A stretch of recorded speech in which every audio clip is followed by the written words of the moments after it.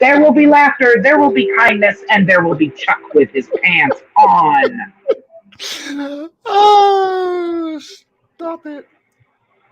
Stand up for us, Chuck. Do you know what? I'll stand up for you. It's even better this week. All right. We have 2 kindness crews in a row, and Chuck is wearing pants for both. I do not know what to say. I am so excited. How you doing tonight, my hubby Chuck? This afternoon, 2:00 in the afternoon, I'm doing very, very well. Now, the reason I'm laughing, I'll come back to you in a second. The reason I'm laughing is the music that was on the introduction there. Mm-hmm. It's in a commercial that we have here in New Zealand, and I hear it all the freaking time. I'm like, oh, are you kidding me? Oh my gosh. Yeah. Well, and the other thing is that somehow StreamYard has decided to overlap music. It does it on your intro, it does it on my intro. I have no idea why it's doing it, but it sounds really crazy. Is that right? That's weird.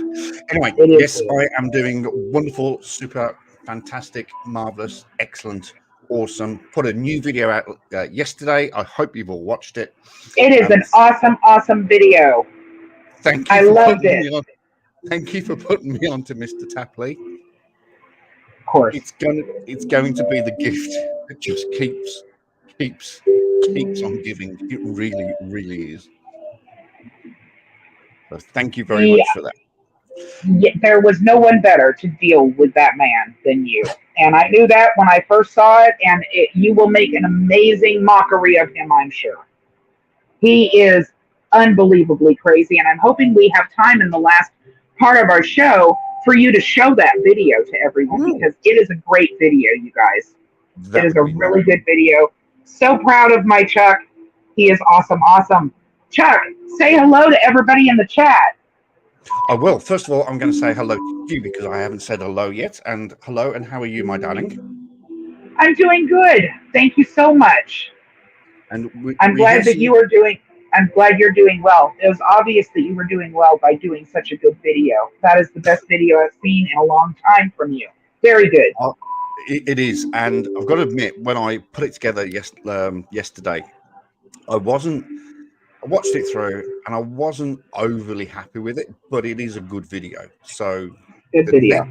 Next part 2 is going to be awesome. I'm going to try and knock that out after we finish here. Awesome. Okay, now say hi to everybody in the chat, because you know there's a super chicken out there that will attack us if we don't. Just calm your farm. Calm your farm. We have Super Chicken, of course. Hello, my Super Chicken. Love to you. The Grim Reaper's here. Clever Creek Susie. Oh, hello. Here we go. Oh, no. Damn it. I am in the wrong stream. I can't bring things to the... it doesn't matter. Clever Creek Susie. Here we go. Everybody, let's be kind and smile. Oh, thank you. Sorry. And let's join all the troll channels and run a whole... Anyway, Oh, okay. I missed that. What does that say? I don't know. Here we go, everybody. Let's be kind and smile. Yet let's join all the troll channels. Run. Oh, I think that needs to go. Goodbye. Hmm. It was good to start with. Yeah, it was good to start with. I'm not sure. I think what we'll do is we'll let the super chicken deal with it. She's got just the 3 toes to handle that. All right. Power cord princess. I know. Paracord Princess is here. Let me get rid of that notification. Oh, let me stop it. And who else is there? Sunshine and Flowers. And the Grim Reaper. Sunshine on my shoulders makes me happy. I always sing it to her. It's a thing. Just move on. You know I can't sing. There's a lot of shit I can do, but singing is not one of them. I know. So that's it at the moment. I should have signed in, eh? I'm definitely in the wrong screen. Never mind. Yes, yeah, that's what I said. I wanted to make sure that you see, this is what happens when you don't listen to me. Sorry, what was that? I guess we're going to have to put the rules back up, everyone, because as you can see, there is a special hearing aid that Chuck has to wear just to hear his on-screen wife. And that motherfucker has to be pounded into his ear. Now he just looks like he needs a dunce cap and a drool rag.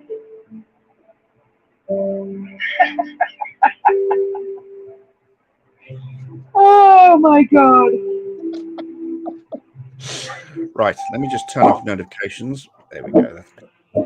Now, so hello to everybody that's here. YouTube says there's 11 people watching. So hello, everybody. Hello. Yes, and Maisie is right behind me, waiting to see whether or not you'll stick your arm through the phone so she can get it. She's been waiting for 3 years to take that arm off of yours. That's not going to happen anytime soon. Trust me. I told you, when you stay in the guest room, Maisie is sleeping with you. You'll leave with one less arm. Hey, you'll be lighter. That's weird. One way to lose weight. Now, what I was going to say is, I've got some mess on my table. You can hear some sort of lullaby music in the background. What's happening there? Yes, that is for little Miss Gaia, the little girl that looks like little man. She is a little worked up this evening because one of her favorite kitties found a new home. And so I had to put this on for her to calm her down. And it will be going off here in a few minutes. That's all right. So sorry about that. It's very soothing. It sort of makes me feel... That's all right. I'll be able to fix that.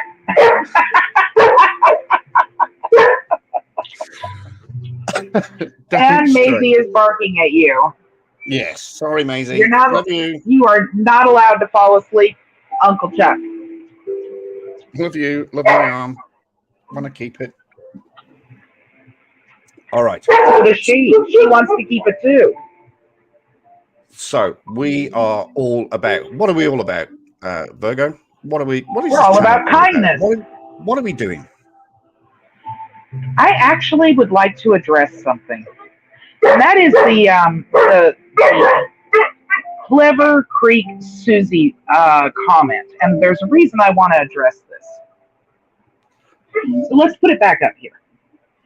All right. So it says, here we go, everybody. Let's be kind and smile, yet let's join all the troll channels and run our horrible, foul mouths in disgusting ways. Fake as fuck. All right, let me explain something, just so that I can get it off of my chest here. This is what's called a troll. This is what's called an individual who cannot stand to see people doing nice things on the internet. Now, Chuck and I are not people that go over to troll channels and run our mouths. Fake as fuck doesn't apply to Chuck and I because this is something we've been doing for years. So I want to make sure that everybody is aware that here on this channel and on our respective channels, mine and Chuck's, we have never been fake. We have always, provided quality content to the community, and we have never said foul things about people. So now having said that, there is a video that I am going to ask Chuck to put up for you guys to watch. It's 3 minutes long, but I think a lot of us actually can identify with this. I want you to pay attention to the gentleman that's on the right hand side in this duetted video. His name is Hawk. And I think a lot of us can identify with what we see. Hey! Stop it. With what we see across the internet with this specific video. This is one of the reasons why we decided to start the Kindness Crew, and one of the reasons why we will continue to push this particular agenda, which is kindness for one another. I'm sorry, you guys, about the dogs. Give me 1 second. Chuck, if you could load up the video that I sent you earlier. Yep, if you just want to, can you click on my screen? Your screen. How do I do that?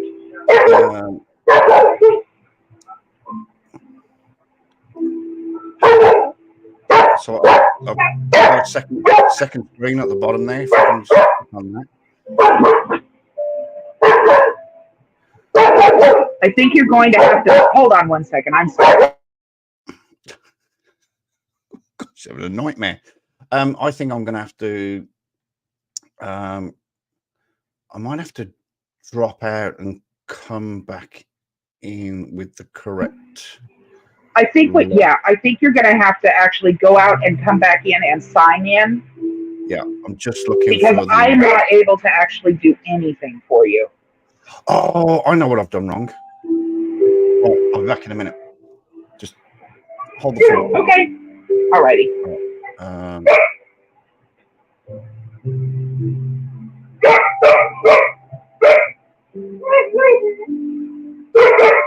Sorry, you guys. Somebody is very upset that their kitty is gone. I will be right back. I'm going to make sure you guys don't have to hear all this barking.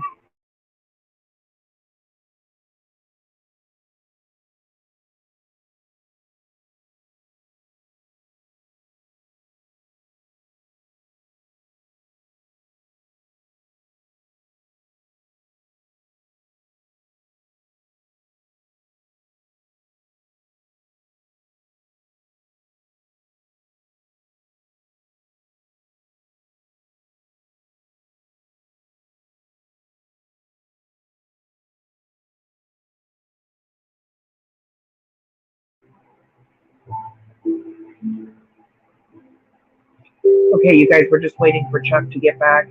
Hopefully that has calmed Miss Gaia down. Give me 1 second here. He's asking me for a code.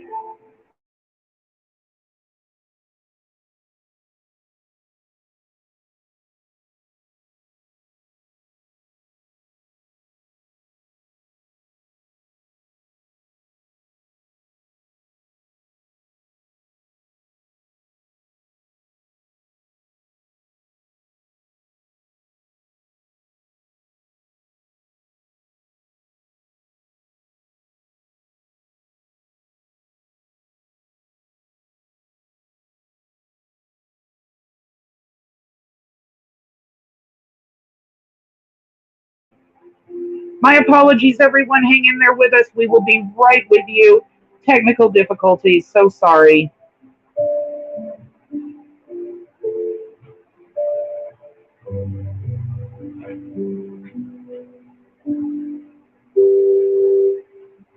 Hopefully we have got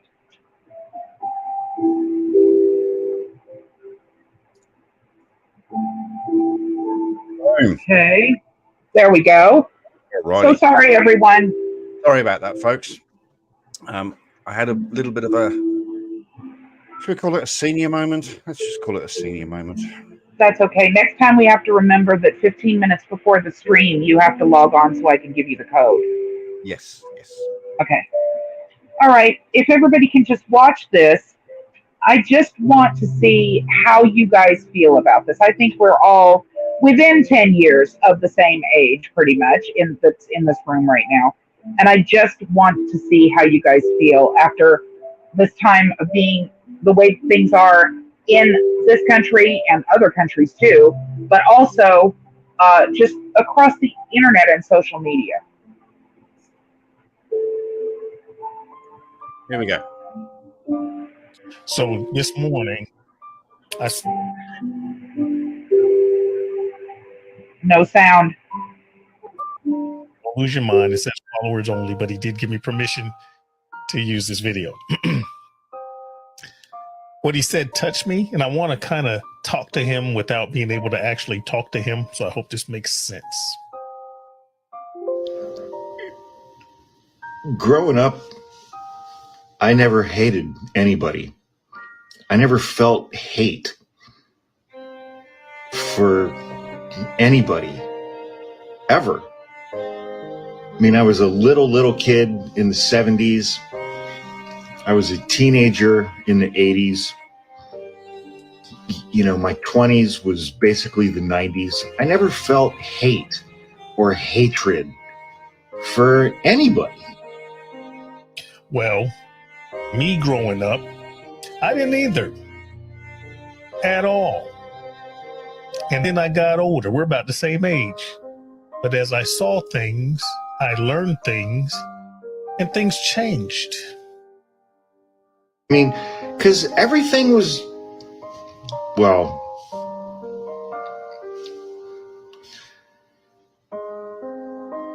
in the United States, I should probably acknowledge this, during the 70s, 80s, and 90s, for people who looked like me, everything was fine. I saw where you were going with that. Come on. Spit it out. I recognize that for people who don't look like me, it was not fine. Thank you for that acknowledgement. Funny enough, a lot of people find it difficult to say such things.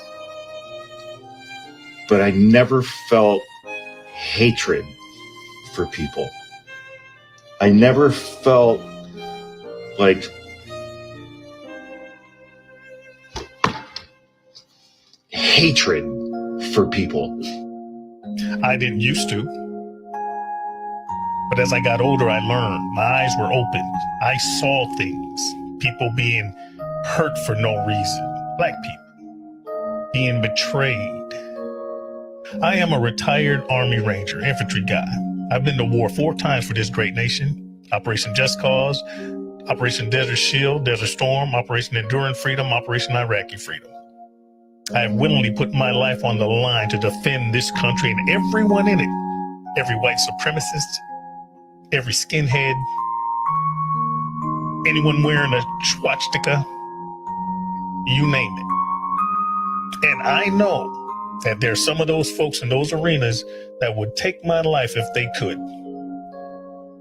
just for certain reasons. I know we have politicians, people running our government that support that. How do you think that makes you feel?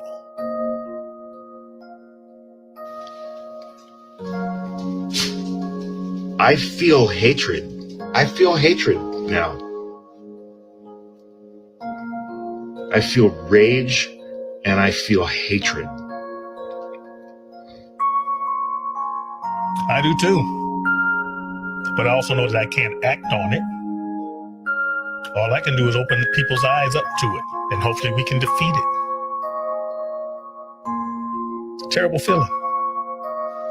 And it's not a good feeling. It is not a good feeling at all. Because it's not just disapproval. It's not just disagreement. It's not a live and let live kind of thing. because they don't have a live and let live kind of thing. They don't have that at all. You're 100% correct. It's not live and let live. I am a descendant from slaves. I give you one guess. How come I'm so light-skinned? Yeah. And the things that they were doing back then, they weren't letting people live. They were taking lives. And to a degree, it's still happening to this very day. They're hurting people I care about in communities that I care about.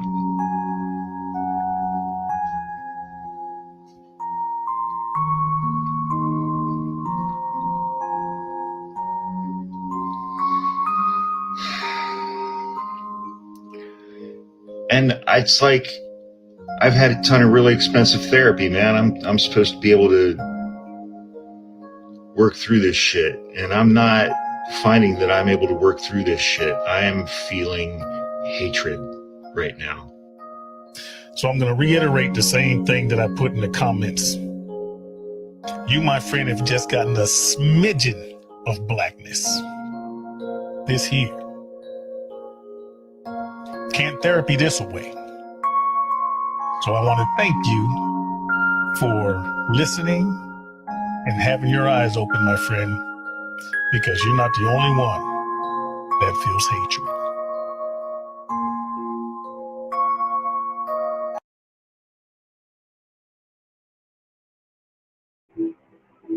Now, my attempt of showing this to you guys was not necessarily about everything that was said in that video. I'm not talking politics. I'm not talking racism. What I am talking about is trying to make a change for the better through small acts of kindness, because everyone is raging right now to a certain extent.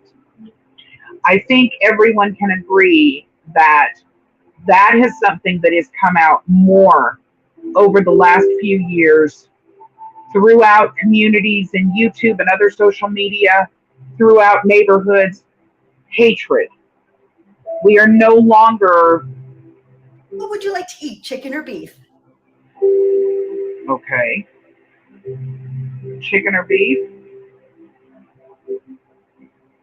Unmute yourself, Chuck. Good point. Okay. Sorry, we are having all kinds of technical difficulties today.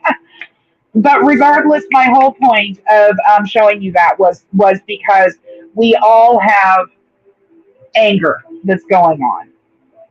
And the only way you can really actively fight anger, hatred, rage is with love and kindness. And I realize that a lot of people go, oh, screw that. Just like our lovely Clever Creek, whoever that person was. Again, address it with rage, address it with anger, instead of coming in and saying, hey, these people are really trying to do something good. We've got to stop that. We have to stop attacking one another all the time. So what I wanted to do tonight, and it doesn't have to be right now because I know Chuck has his things he wants to do too, but give you guys some ideas of just little baby acts of kindness that can be done throughout the day that don't necessarily cost a dime, that you can do at home, online, and when you're out, when you're at work, that will make somebody's day a better day. And when you start showing kindness to others, it's contagious, and they will start showing kindness. And maybe if enough people get on board with doing this, maybe we can stop, or at least tone down some of the anger, some of the rage, some of the hatred. Thoughts on that, Chuck? Yeah, I mean, obviously with recent times with the pandemic and things like that, the world has changed. There's no doubt about it. We've all experienced some form of change in the last 2 or 3 years, and it's just a little bit sad that our feelings, like you said, have gone this way. Like that gentleman said, he feels rage. I think we've all experienced something like that. But now it's time to reset and let's go this way. We have to, because I'm finding We've got other people that are very empathic people that simply don't want to be here anymore because it has gotten so incredibly hurtful to those of us that care about others. absolutely 100%. And it doesn't take much. You just need to stop and take stock of yourself and just go, what am I doing? Right. There's an alternative to this. I don't have to feel like this all the time. I can do something. But you've got to make that conscious effort within yourself to drag yourself out of that hole, turn yourself around, and head in a positive direction. And sometimes I think it seems like that there are not other people that feel the same way that you do. There are not other people that are hurting. Everybody's just raging on one another. And I think people have to realize that there are a lot of us that are just feeling, oh my gosh, why are these people doing these things? And it's hurtful. It's a painful thing to watch.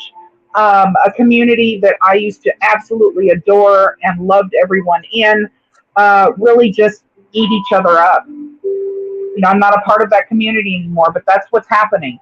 And it's very sad. It's a very sad, horrible thing to watch.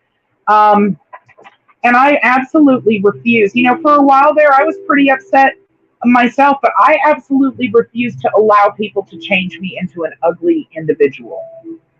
So we are doing this in a different way. We are going to address this with the one thing that we know squelches anger, rage, and hate, and that is love and kindness. We have still got our charity going, and Chuck and I have made a new decision on the charities. Tell them what it is, Chuck. Okay, so Virgo has informed me over the last 2 weeks since we talked about Canine for Warriors that there has been no donations. There has in fact been one donation, and that was from the Kindness Krew.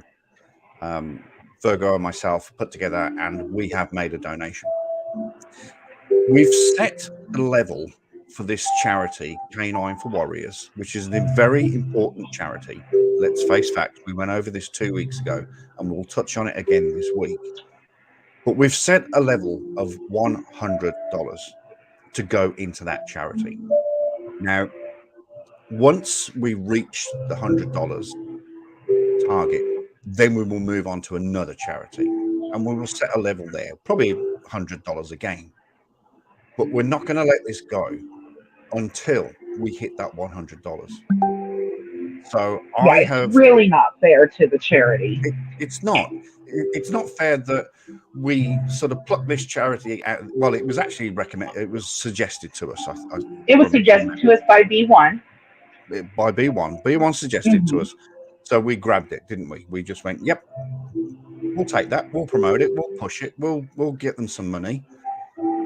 And 2 weeks later, after we started talking about Canine for Warriors, I believe that how much was it? $15 I put in on behalf of us. So that's it. We're not going to let this go. We're going to be like a dog with a bone. See what I did there?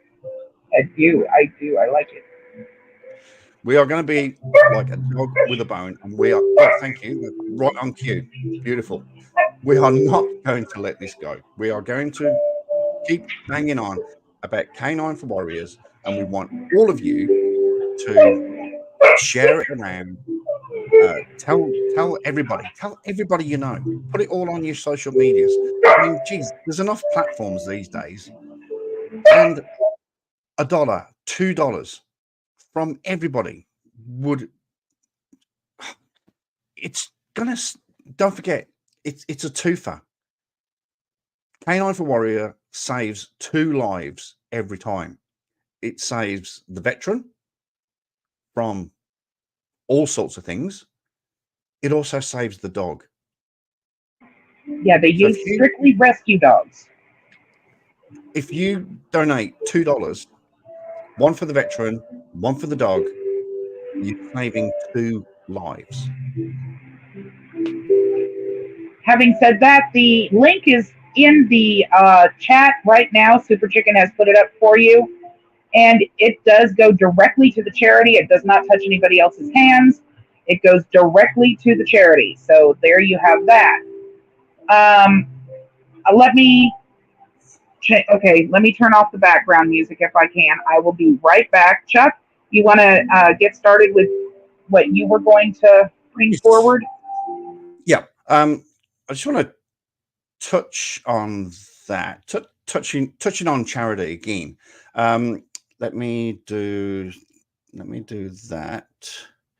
Oh no, don't like that. Let me do that instead. Right. So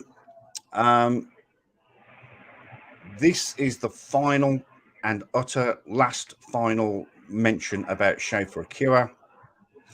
$430. I put in the last $14, like I said 2 weeks ago. I did that. I raised $430. Thank you to everybody that did donate to that. There was a couple of people, my subscribers and Virgo subscribers. There was a couple of people that donated, but at the end of the day, Jane and Jackie, they put it on their social media, and that is how we got to $430. So I am very grateful to everybody, and that's it. Coming up soon, of course, is where are we now? August. So we're not far away from November. And now, can I pause? Oh, there we go. Since 2019, it keeps flicking there. Since 2019, I have raised $458, and that's for male prostate cancer. And that's not just. Don't forget, I started this in Australia. It's not just Australia. It's not just New Zealand. It's not the Southern Hemisphere. This charity, Movember, this particular charity is worldwide. It is helping males who have prostate cancer, recovered from it. It also goes into research across the world. So this isn't just about, I was going to say about me. This isn't about the Southern Hemisphere. This is the entire globe, helping males across the world. Okay? Just want to get Can I interrupt you just for 1 second real quick? Sure. I forgot to mention that we have a 20 to 30 second delay on the comments. So if you put in a comment, it's 20 to 30 seconds before we see it. I'm sitting here with the chat up. It's been up the whole time. I am paying attention. I've turned off the background music so that way you guys can hear Chuck better. I apologize that it was drowning him out. But please be aware that it does take us 20 to 30 seconds to actually see the comments on StreamYard. So, and Chuck's 690th birthday. Yes, that's true. But mine is first. Mine is 437. Other way around. 473 this year. Oh, 470. You keep track of mine. I keep track of yours. It's always been that way. Yeah, but the difference is mine this year is just a paltry 53. You know, your 690th birthday is this year, yeah, my dear. right. Yeah, Super Chicken, go peck You me. can't be 53 and we've been married 384 years. That doesn't work. You got me robbing the jungle gym. Oh, for God's sake. This was never supposed to come out. Yeah, we'll argue about this. This secret was never supposed to come out.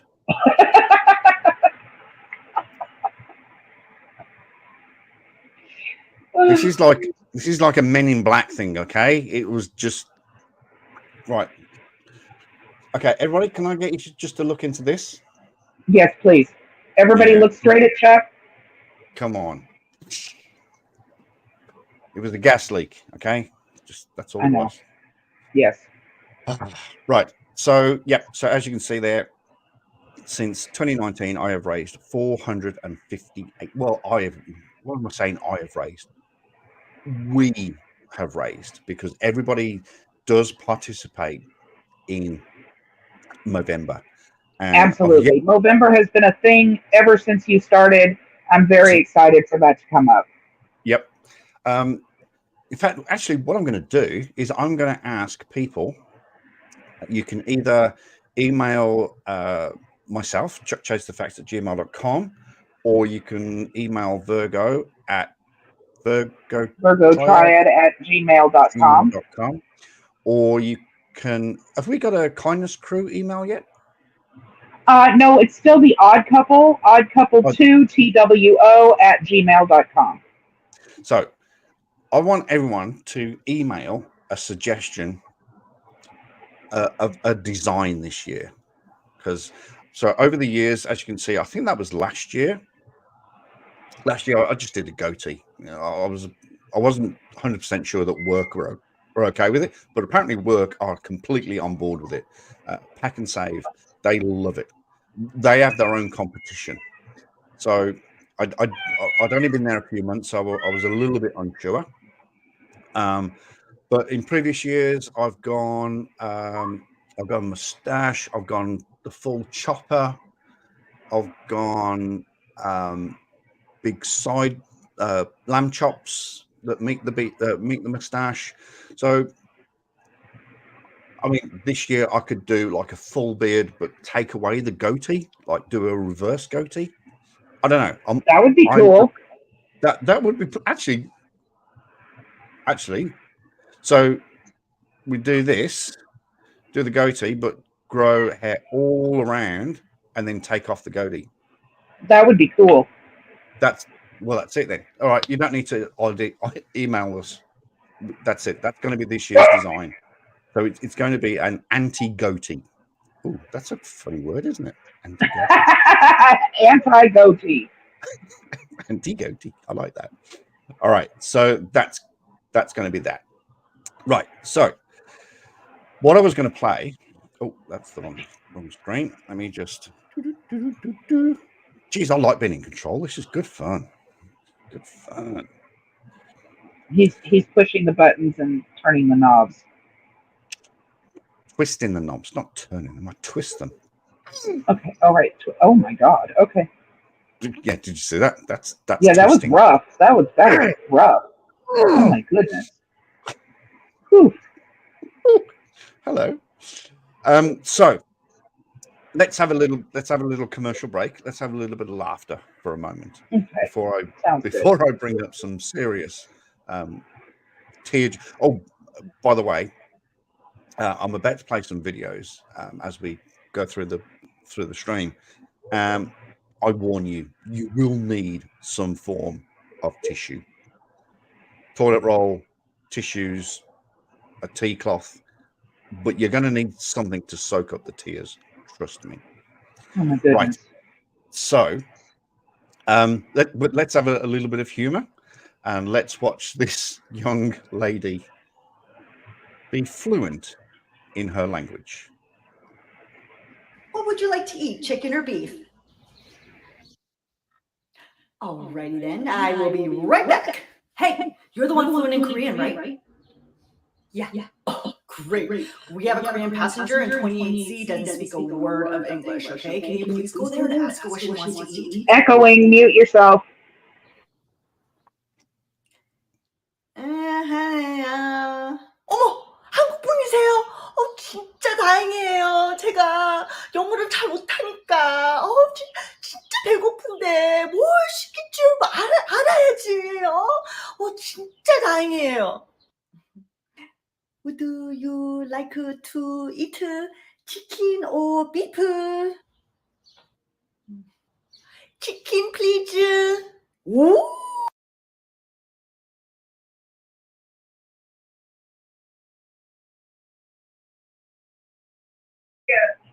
You are speaking into a muted microphone again, my dear. Jesus Christ. I don't like being in control. Don't like it anymore.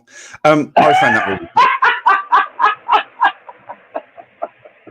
We are We're totally discombobulated tonight, you guys. Let me just undo all those knobs. I just thought that was really funny. I don't know. It's just. Do you want to hear something really funny? Did you happen? Chuck? Oh no. It's close. It's close.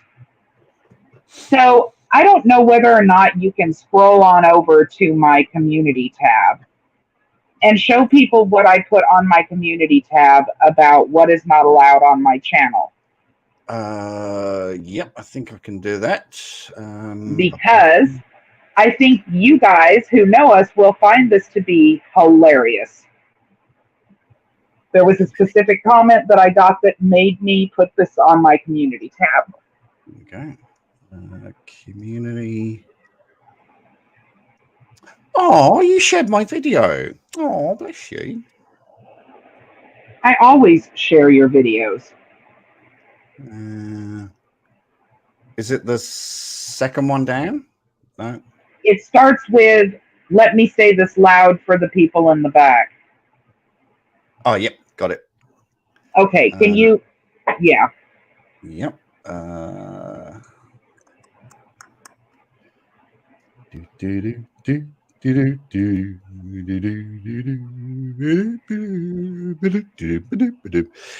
Why am I humming the stripper? That's weird. The stripper. I don't know. Where have you been? I wish. Yeah, well. I wish. All right. Now, don't forget, check the chat first of all. Check the chat. My dad died from prostate cancer. I am very sorry to hear that. But that's why I do Movember, to help research, look after those people. So you can. I don't know what to do. Well, that's one of the reasons we're helping. That's why. 50. I think she's lying as well. Is she lying? No, I don't think so. I think that's what she's going to be. No, I don't know. I think she's telling porcupines. Just a babe in the woods compared to our 690-year-old asses. That's right. He's getting his fuzzy back. Well, no. Actually, I meant to have I've got to shave my hair because I need a haircut. So, oh no. Okay. When Chuck does that, it's like a dog going squirrel. This is good. See? This is. See? An entire family of squirrels, apparently. I've just remembered something. Okay, I'll talk about that shortly. All right. Stage is all yours. Okay, can you open that up all the way? There we go. Hopefully you guys are able to actually read that. I had to put this up earlier to notify a group of trolls that had decided that they were going to come in my comment section because apparently they don't understand how Virgo works anymore.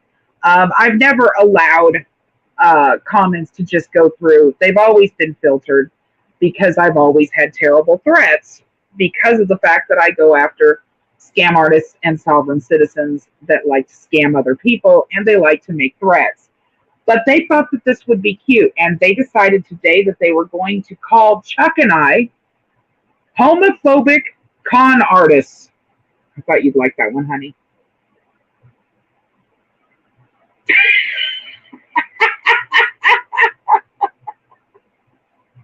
You and I are homophobic con artists.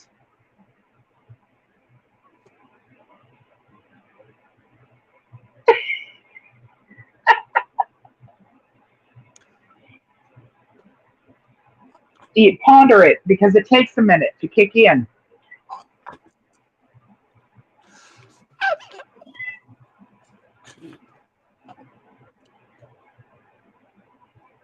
Sure whether to be offended or honored.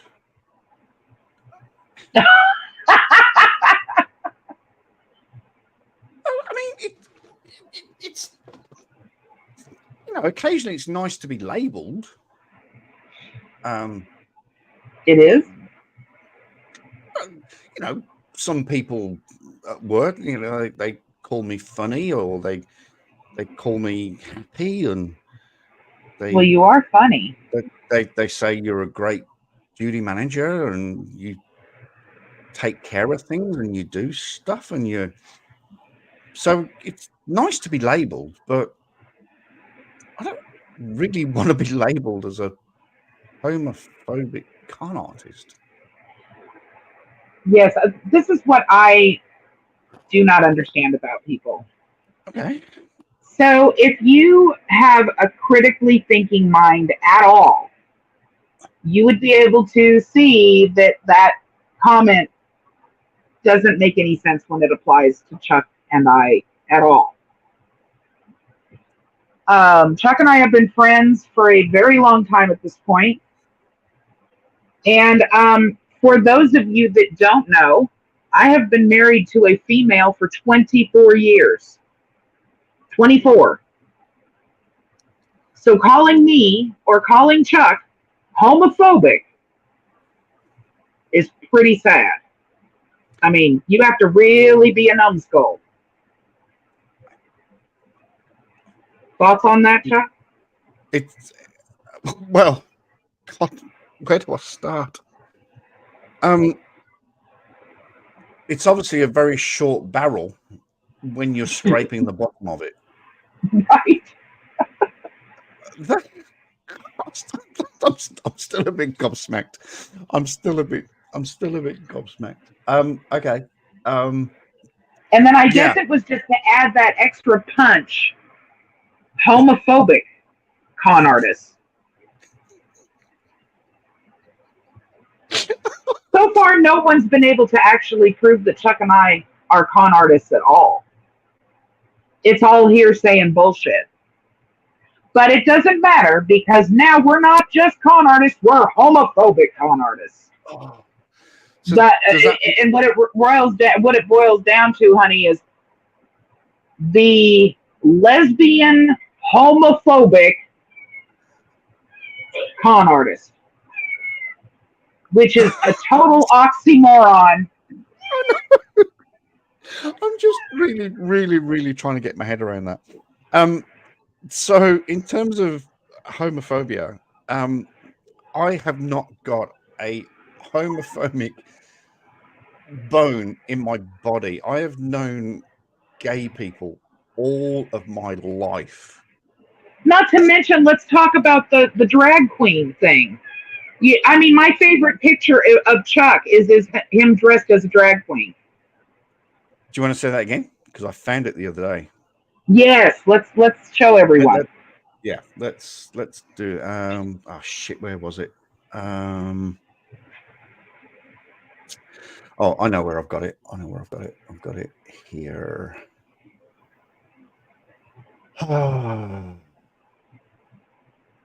Let me drag this over here.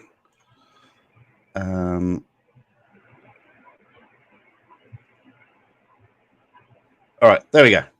This is me dressed up in drag.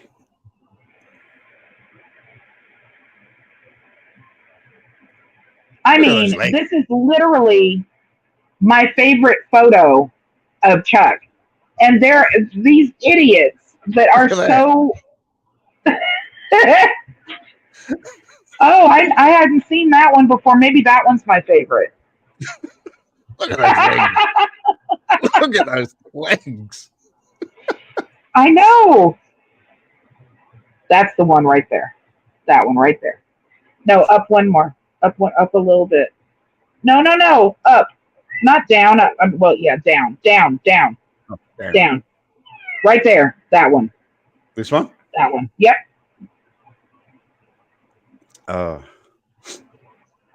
We had such fun at that party. It was so what this was, for those of you who don't know, this was it was in July. It was a midwinter Christmas party for the services. So I was a police officer then. This lady whose name escapes me, she was a ambulance. this young EMS lady, driver. this beautiful young lady is a lady called Mitch, and she was ambulance. Toby was on duty, unfortunately. He gave us all a lift home. Anne-Marie was there. Obviously, this guy was volunteer fire. This guy was volunteer fire. And it was a midwinter Christmas do, and we just had it was I think it was pantomime theme. Mm-hmm. So I went as one of the ugly sisters. Well, you look awesome. And let me clear this up real quick. Paracord Prince says, I'm not one that likes to put my personal life out there, so I've always just said spouse. The entire time that I have my channel, the whole 6 years, I have just used the words spouse. I'm not an open book to people. I don't share a whole lot about my personal life, other than my dogs, obviously. You guys saw that. But no, when I referred to my spouse, I was talking about my wife. My wife is the one that had heart surgery in 2021 and has been back in the hospital several times since then, having surgeries done. But that is who I was referring to. We've been together for 24 years, and she is my whole world. So just wanted to make sure nobody's confused about that. Just because I said spouse does not automatically mean male. Correct. Spouse is partner, so it can be male, female, whatever. I mean, my spouse is my little vapey thing. I'm married to this thing. Reaper says Chuck conned me out of my love for him. Maybe that's what they mean by con artist. Oh, okay. Yeah. We go around conning people out of love, out of their love for us. Oh, okay. Awesome. I'm still trying to get my head around that. Honestly. Homophobic. Wow. Yeah. I thought you'd like that. Just like the critical thinking skills behind a GoFundMe that is for somebody who has a fire, and the funds are gathered before that person even comes back to speak about the fire, but then supposedly that person exaggerated about the fire. How do they exaggerate about something when they're in the hospital on a ventilator? It's a great skill. You could write you could do a movie about that, can't you? Exactly. But there's a lot of lacking of critical thinking that goes on. So then it becomes necessary to bring every professional party that had involvement in the fire in to testify of what really happened. And apparently there hasn't been anything that's caught up on that for a lot of people yet. They don't recognize that that's what's happened. So I don't know. Craziness. Crazy. I don't know. The only thing that I've done, which wasn't a con, but I did ask for money, was for this thing. That's for your channel. Because I was living off that lapel mic. So I simply went, oh, guys, can you help me? Because I was new to the country. I wanted to get back on the channel. I wanted to get my channel to grow, and I needed a new microphone. And I says, well, if anybody can send me $1 or $2, that'd be great to buy this, not to put in my There pocket. is nothing wrong with building your channel and getting help building your channel. There was nothing wrong with requesting help for the website and the database. Everything that gets skewed out of people that are jealous. And that's what it basically boils down to. So don't even pay any attention to that BS. That's not a con because you wanted to change microphones so that people could hear you better. That's right. And that's all it was. That's what it was all about. That it was just purely for the channel.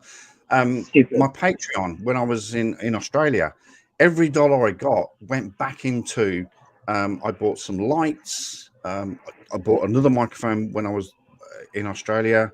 I bought green screens. What else did I buy? I upgraded a monitor, so it was easier to look at. You don't have to explain yourself at all. I feel like I do. I It's feel like I gotten do. so, and that's how they want you to feel. It doesn't matter that a lot of these individuals that are pointing fingers at people are out there running. I know one that's running 8 different scams right now, right this very minute. But yet he's out there wagging his finger at everybody else. So just don't bother with them because they are what's creating the hatred. They are what's creating that is what they enjoy doing. So just ignore them. That's the best that we can do. Now, you said happy. We got funny stuff. Right. I've got mine ready. Get your tissues ready. Tissue. Now, don't forget, you got to turn your mic off when you play the video and turn it back on when the video. Okay. All right.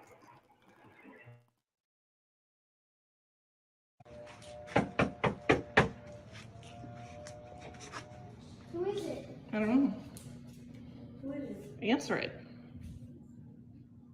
Answer it. The anticipation. Are you nervous? Give me your phone.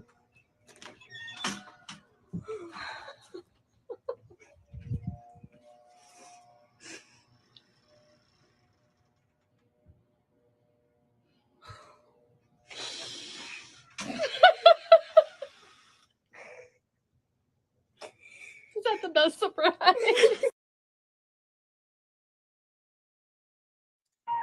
Okay. How sweet. Bit of context for that one. I should have put the context in first. So the girl in the blue, that both of them were best friends for years and years at school, but for a reason, the girl in the blue had to move with her family across country, and 2.5 years later, they came back to say hello. Oh. It just killed me. It just So absolutely, that one absolutely killed me. Right. Next one.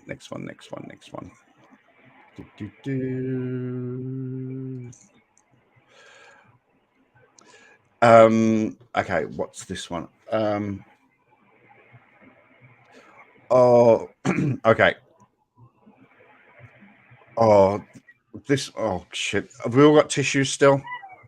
Have we all got tissues? You're gonna love this one. So Okay. this is a woman. Oh, Annie is saying hello to you. Hello, little darling. I hate cats. God, no, I love cats. I love cats. She's not. She's a baby in a cat suit. I love cats. So next one is a lady that worked at Subway for 30-something years or something. I'm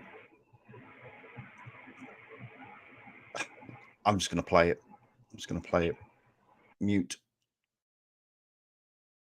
You to retire early. You guys. 24 hours earlier, I met Carrie, the sweetest grandma ever, who was working at Subway 6 days a week and decided to bless her with a tip. There's $500 in there for you. No way. Yeah, you're amazing. Are you serious? God bless you. You're amazing. Oh, thank you. Got babies to take care of. Really? And with all of your amazing help, I was able to go back the next day and give her a life-changing surprise. I've been crying all night long. No way. Congratulations, Carrie. You're going to the Twins game today, and there's a big surprise there waiting for you. You're throwing the first pitch today. It's like a dream. I'm just shaking.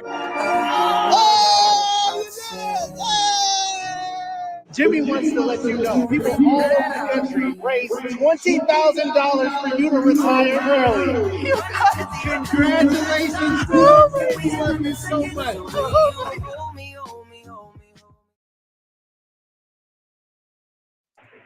Oh.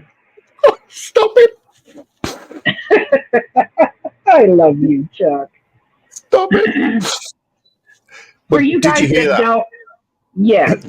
For you guys that Did you- don't regularly see this side of Chuck, he's just a very genuinely sweet person. And so you'll have to forgive him for losing it a little bit with these very sentimental videos. But the thing that got me about this video, I mean, obviously the guy that does it, he gets hundreds and hundreds and hundreds of thousands of dollars from these type of videos. That's fine. That's great. But he gives back. Yeah. He gives back. That's the big thing. But I don't know if you heard what the gentleman with the microphone was saying there. He says, with help from everyone around the country. So that means that everyone pitched in. Do you see what I did there? Everyone. Oh my goodness. Geez, I am funny. But everybody pitched in. Everybody pitched in and helped that woman. So there is love somewhere out there, all around the States, all around New Zealand, all around Australia, all around England, all around the world. We just have to try to tap into it. That's why, we're doing this. Yeah. You've just got to drag it out of people. You just got to drag it out sometimes. So let me cut in here real quick with a couple of things that I was taking a look at. So I think the biggest thing right now is strangers. It used to be that strangers were a lot more kind to one another, but currently we're having issues. We don't really talk to strangers anymore, as far as you're at the grocery store. You don't talk to the person standing next to you. You don't smile. You don't do anything. Everybody just keeps to themselves. So here are just a few things that I thought of that I thought might be a good idea. So giving an unexpected compliment to somebody who is standing near you. If you're at the grocery store or, a department store, let someone cut in front of you in line. If you are getting Starbucks or Dunkin' in the morning, pay for their coffee for the person who's behind you. A lot of times what that will do is they will pay for the coffee for the person who's behind them. And it kind of generates this line of kindness. Slow down so someone can merge in front of you in traffic. Or let someone else take the primo parking spot you're about to take. Maybe give someone your seat on a crowded bus or subway if you don't drive and you take the bus. Oh, that's a given. That's an absolute given.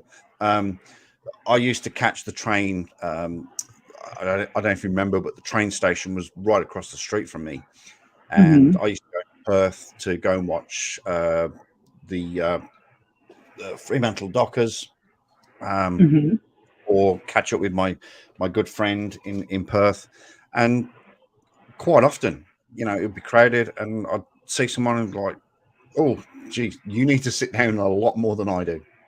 Come on, sit down. Buying a warm meal for somebody that's in need.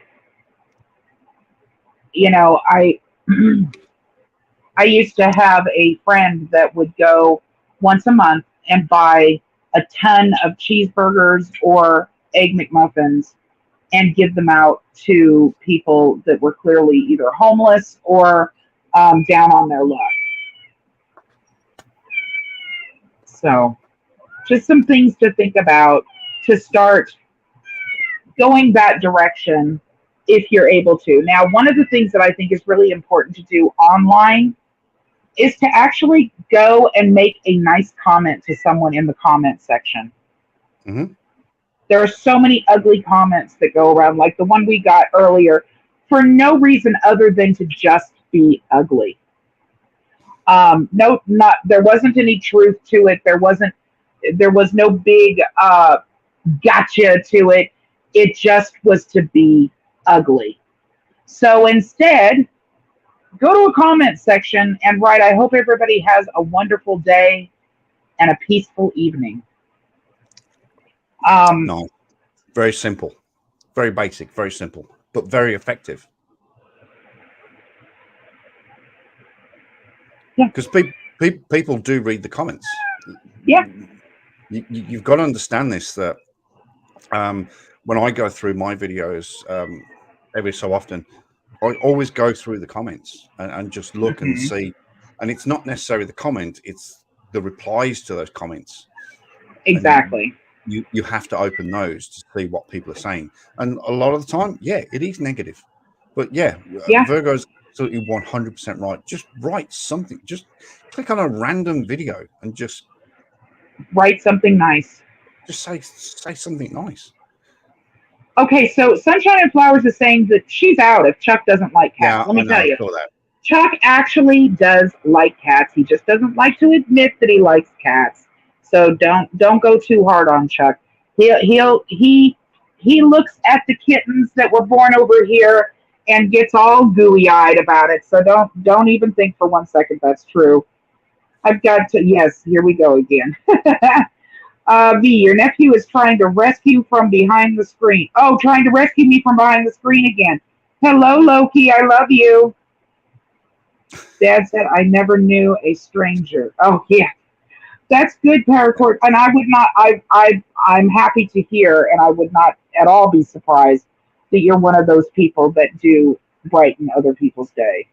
Yeah. And one thing that Paracord Princess does do on a regular basis, in fact, on a almost daily basis, is send me a life in Candy Crush. Thank you, Paracord. Oh, see, that just makes, yeah, I mean, it just says, hey, I'm thinking of you. Yeah. I mean, every once in a while, I try on a daily basis. Some days I miss, but I try on a daily basis to send something funny or cute to Chuck, just because I want him to know that he's not alone. I'm thinking of him, and hey, behave or I'll smack the shit out of you. I mean, yeah, and it's like tantamount to stalking some days, but you know, the sentiment's there. Stalking. I'll wake up at a certain time and look at my phone and it goes bing, bing, bing, bing, bing, bing, bing. And it's just like message after message. And I'm like, oh, for fuck's sake. Well, if I have something to say, stop stalking me, woman. Or I'm trying to get the point across to you. Something that check the tip. I did. Thank you, Super Chicken. Yeah, that was. Yeah, that's. We'll probably come back to that. Something you said to there about buy a hot meal for someone who's a bit down on the luck, homeless or whatever. I've got a video that I'm about to show of a gentleman that sort of did exactly that. He's a millionaire, and he was at I don't know if it's all in the video, but this guy was at an airport. I can't remember which airport it is. I think it's in the video. But there were also, I think it was 200 stranded Marines because their flight got cancelled. Wow. Let me play it, and if it's not in the video, then I'll explain it. Let me do that. The man who bought meals for 400 U.S. soldiers during an airport layover. In 2015, while on his way to Israel with his family, Jewish businessman Shlomo Rechnitz encountered a group of 400 American soldiers during a layover in Ireland. The soldiers were sitting on the floor, getting ready to eat cold food out of paper sacks. When Rechnitz saw that the soldiers wouldn't receive a hot dinner and would have to eat on the floor, he asked the commander if he could invite them all to dinner. The commander said it wasn't necessary, but Rechnitz insisted, and eventually, each soldier received $50 to have dinner at an airport restaurant, totaling $20,000. You risk your lives to protect me and my family, Rechnitz said to the group. This is my way of thanking you from the bottom of my heart.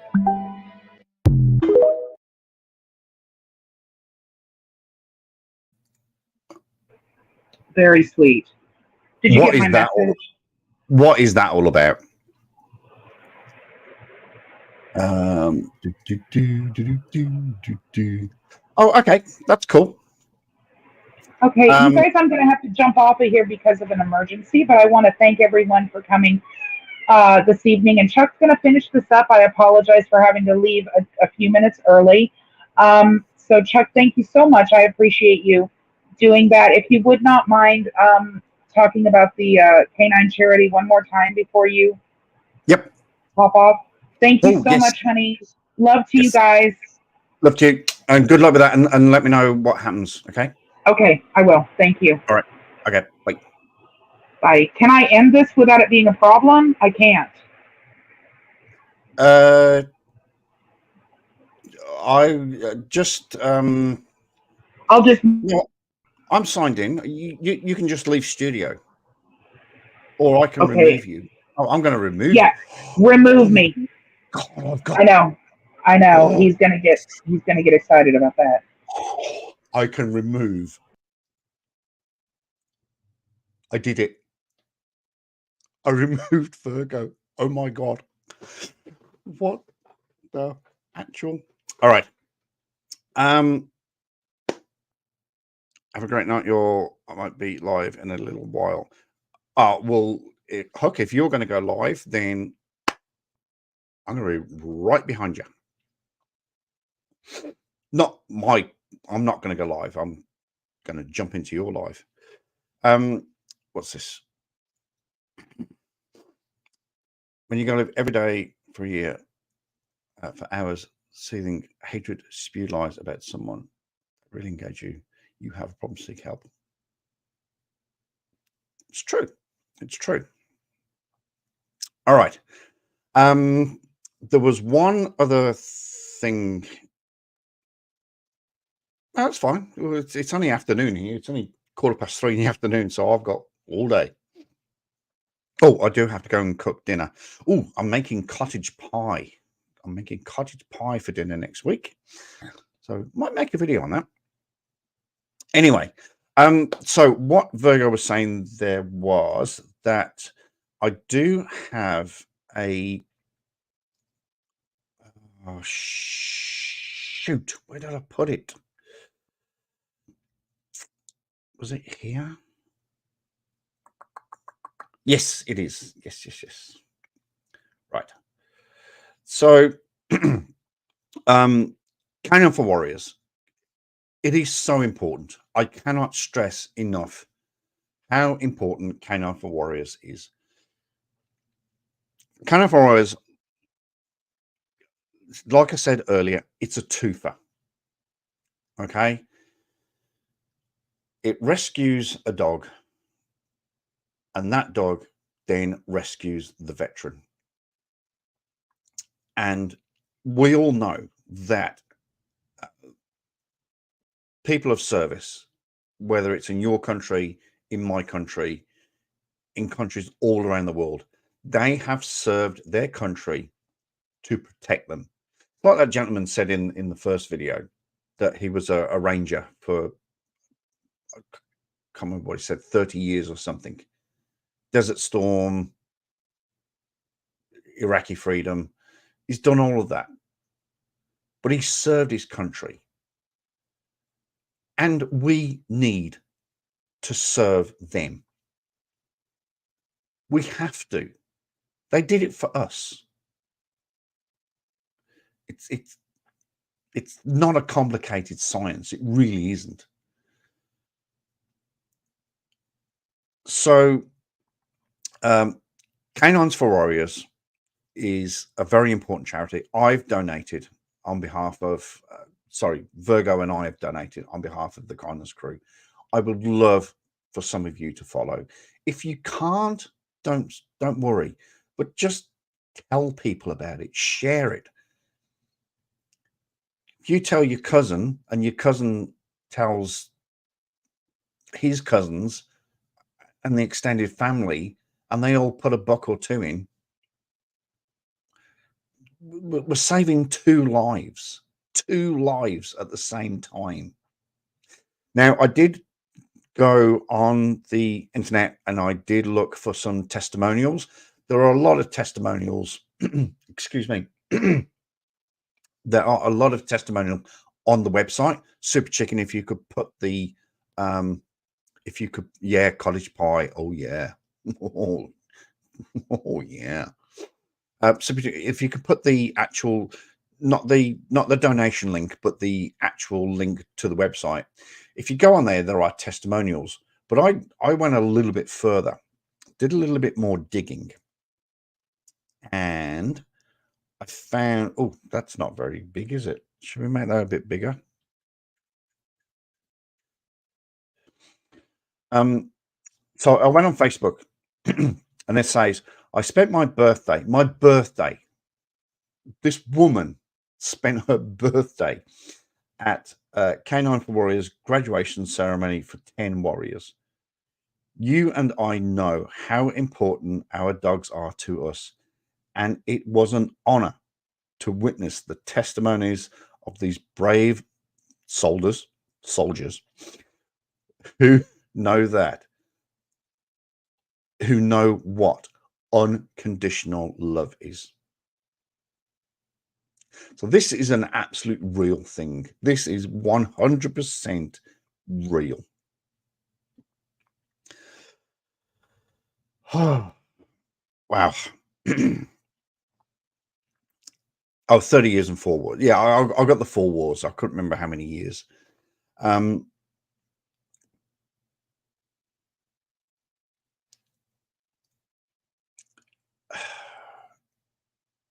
don't know. It's just ingrained. It's just ingrained in me, and Virgo. It's just completely ingrained that we do this. I've got one more video for you to look at. Now, this guy, obviously, again, he gets hundreds of thousands of dollars probably from YouTube. Not probably, guaranteed. But also he gives back. And this one, I do like this one. Let me cue that up. Here we go. I do like this one.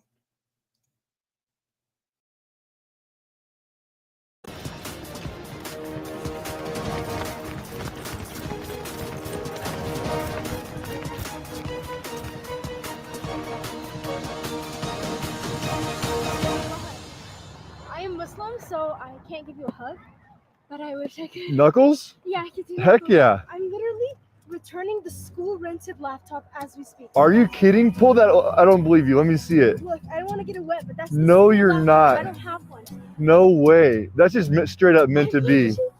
That's so cool. Thank you so much. You're welcome. I just started an internship. Oh my god, I needed a laptop. Oh, thank you so much. I'm happy it went to you. Is Someone there that something needs. I can do? No, not at all. Why me? Just because. I'm just like giving to random people today, like giving them MacBooks and then running away. Okay, thank you so much. You're welcome. Hey, hope you have a great day. You as well. Thank you so much.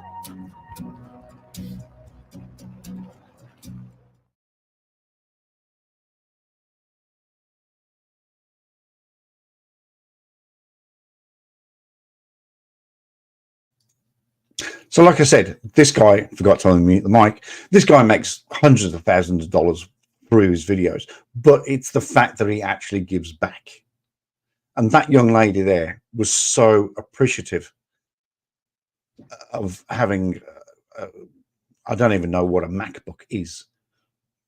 I mean, I don't know how she can use a book to do work, but, or is that me just being ignorant? I'm trying to find some funny stuff to finish off with. Oh, I know what we were going to do. We were going to play my video. Would anybody like to see my video? It's a laptop. Oh, thank you. I thought it was a book. I thought, what's the point of giving her a book? I don't do Apple. I don't. Android. Android is the way forward. Honestly. MacBook is like a laptop without a cover. Well, you got to have a cover. All books have covers, don't they?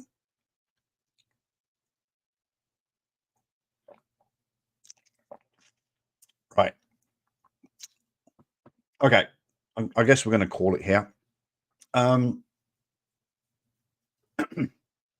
Oh, that one tears me up as well. I think that's about it. I haven't got anything funny. Oh, hang on. What have I got here in funnies?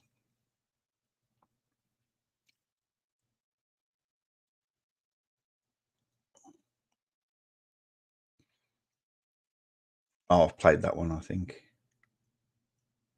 I've played that one as well. All right.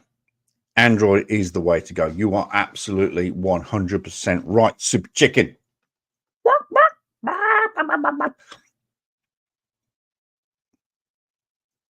Yeah. Last time I checked, Mr. Reaper, pretty much sure the last time I checked, it'll be nearly 18 months ago, but I'm pretty sure you've got Android. I was, wow, you read my mind. Oh, the TikTok. Yeah, let's look at that.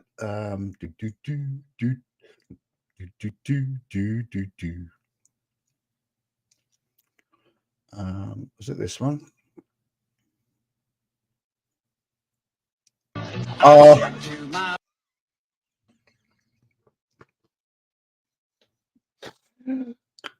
All right. Let's do it. So the Super Chicken sent me a TikTok. I think it was yesterday, and I watched it. This thing is 8 minutes long. I'm not going to subject you to 8 minutes long.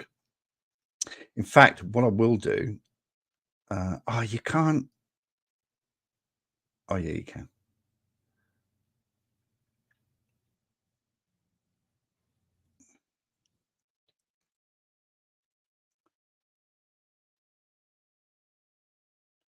Right, we'll do 3.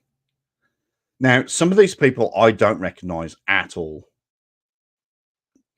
The last one I do recognize. That's why I'm going to play the last one. And Super Chicken, I hate you for this because I sat there for the whole 8 minutes, 54 seconds and watched this. And then we'll come back to my video.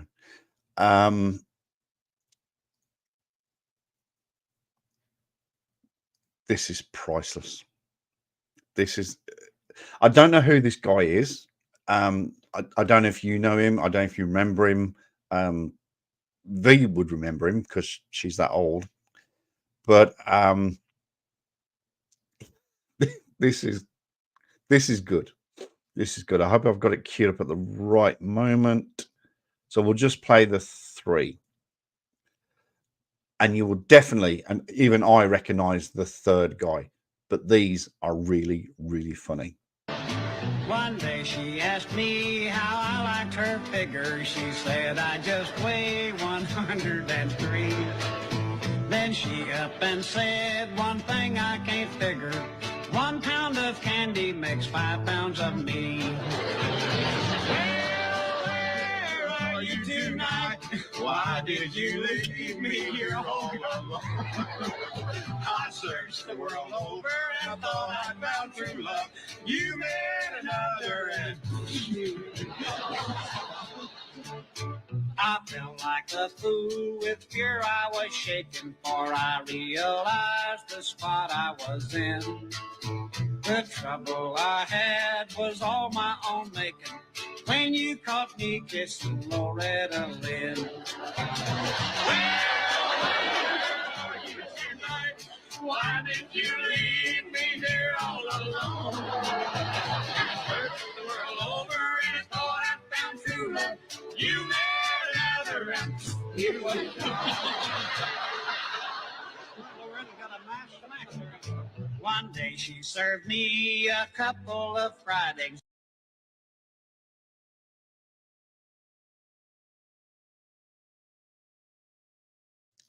So this is the third one. This is the absolute best one.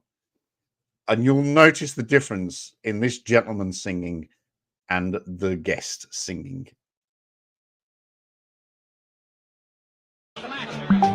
One day she served me a couple of fried eggs. That was one of her contemptible tricks.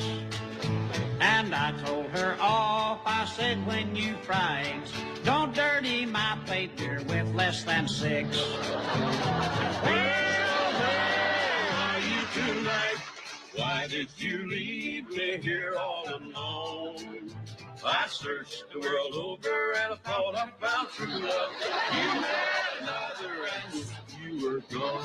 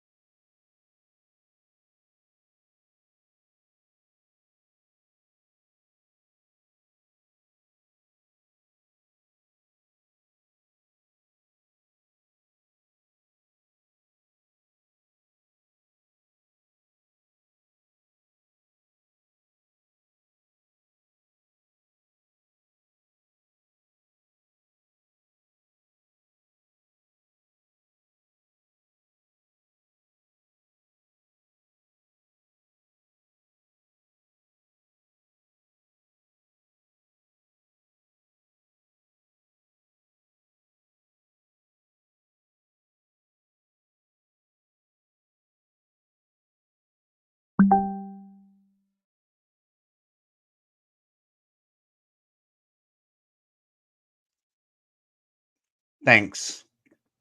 That is hilarious. Johnny Cash. And you can hear the difference in the singing and his eyes. And he goes, oh, shit, that's Johnny Cash. Very funny.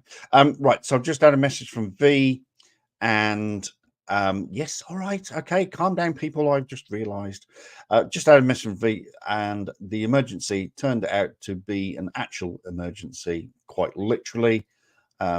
So I will talk to her later. Right, I think that does it. Unless Super Chicken, do you want to come up and have a wee chat? I don't know. Does anybody want to come up and have a wee chat? We're an hour and a half in. We've got 6 people watching. Thank you, 6 people that are watching. Oh, I've got a bit of a sweat on. I don't know why.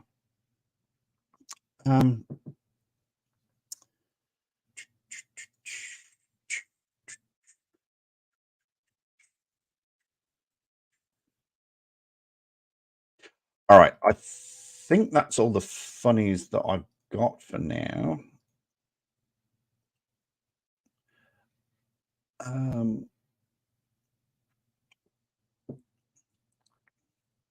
Quick question. Has anybody seen the cow that got away? I can't remember if I played that before.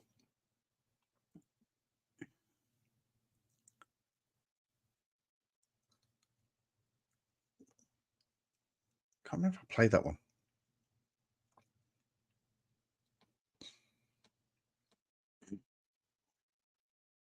Oh well, doesn't matter. Right. Okay, we're going to close this down. Thank you very much, everybody, for watching and hopefully enjoying our live stream. Please, please, please, please, please, please, if you can, drop a buck or two into the K9 for Warriors charity. Super Chicken has put the links up there to the actual page and the donation link as well. We're not going to drop this. We're not going to drop it until we get to $100. Okay. So I really encourage you to just share this on your platforms, on your social medias, on your Instagrams, your Twitters, your whatever there is nowadays. I'm losing track. What happens when you're approaching 53, I guess. But please, just we're not going to stop on this until that charity gets $100. I think it's only fair. I think think we've actually set the bar really high on this one, because this is one that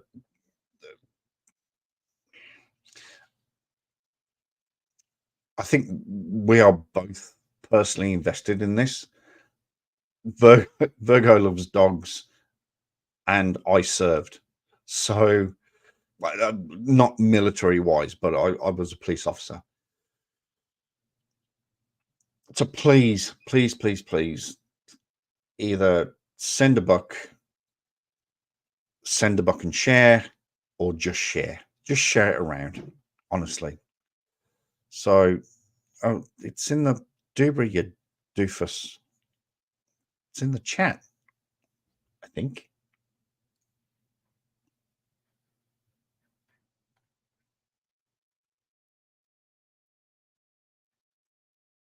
Oh. It appears I can't put my own comments in my own chat. It's there, right there.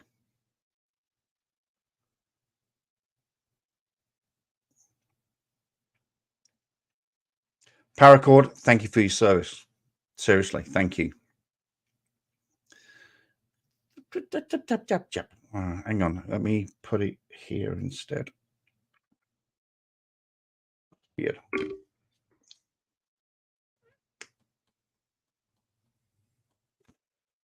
We can tell that, Paracord, by the way, from your beautiful picture there. Beautiful, beautiful picture. All right. Oh, I've just written on my pad. Next week. So the next Kindness Crew will be in 2 weeks' time. We will still bang on about being kind and doing good deeds. But so that'll be in 2 weeks' time. Oh, dang it. I forgot to tell Virgo. So I am on shift rotation next week. I believe it is Friday night where you are. The next Kindness Crew in 2 weeks' time will be on a Saturday night, because I go from Friday, Saturday off to Sunday, Monday off. So just to let you know that. Totally forgot to tell Virgo about that. In fact, I must days off changing. I must let her know that. Also, next week I will be doing a live stream, which will be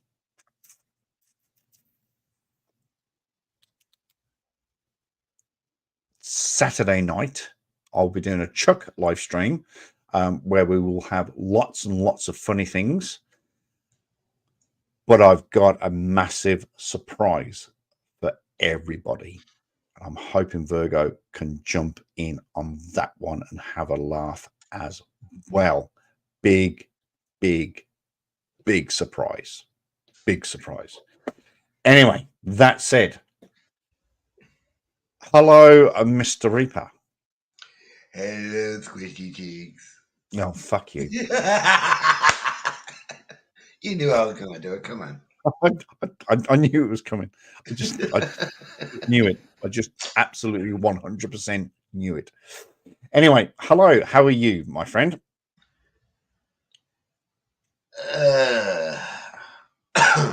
Not sure how to answer that one, to be honest. Well, you got two options. You got option one is, hey Chuck, yep, everything's fine, happy as Larry, or you can tell the actual fucking truth. I don't know. Your choice. Technically, the actual truth right now wouldn't be good to be putting on the air. Truthfully. Alrighty. When is that, Chuck? That will be. Let me bring up my calendar. I will be going live on. Hang on. I'm working that day. No, working that day. Off that day. On on. 1, 2, 3, 4, 5. The live. Holy moly! Are you shitting me? We've got another guest. Hang on a sec. Off this day, on that day, off that day, on. It's going to be, I will be going live on Sunday, the 13th of August, my time, which will be Saturday night, your time. And I'll make it, I don't know, probably about 6 or 7, excuse me, 6 or 7 o'clock. But I have got, by then, hopefully, I will have a massive, massive surprise. And I will do a full explanation of what the surprise is, because you're getting the sex change.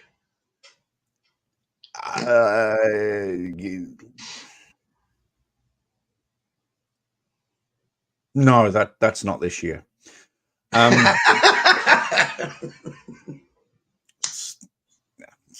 Not 2023.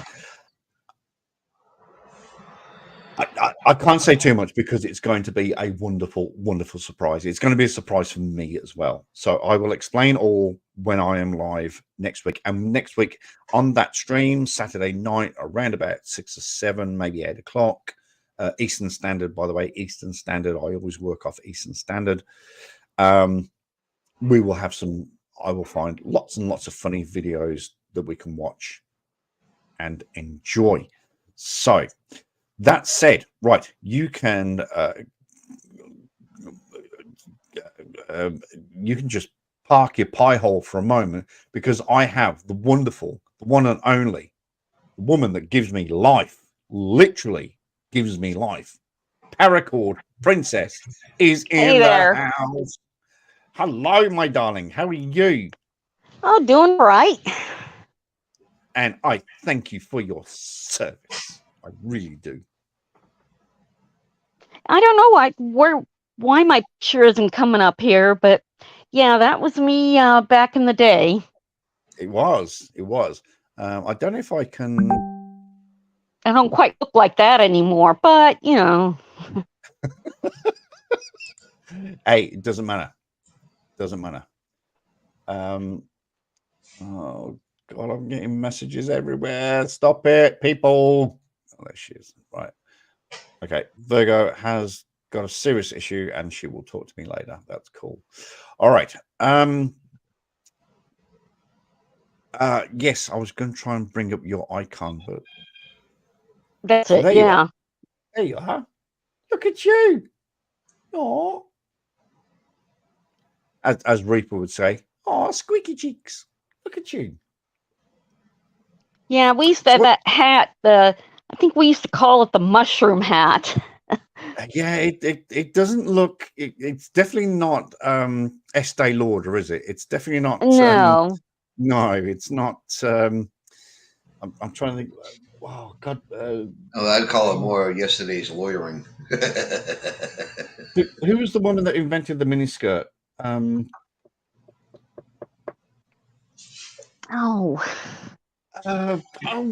was only talking about this the other day. Nope, it's not high fashion, but you know how it is when you wore a uniform too, so you know sometimes you wear what you're given. Talking of uniform, I'm glad you actually said that. I had a reminder on my Facebook. You know, Facebook does these things that you posted years ago. And he goes, oh, here's a memory. Do you want to reshare it? This was given to me by Facebook when I clocked in looking for some content. Let me do that and probably that. Here we go. So this was the day that I joined the what we called back then the special constabulary. So we were a bunch of basically volunteers. to be policemen, and we were police officers. We had all the powers of police officers. We had all the power of arrest, the power of detainment, etc. But we were volunteers. We volunteered to do this shit, and that was our graduation photo. Can anybody spot me?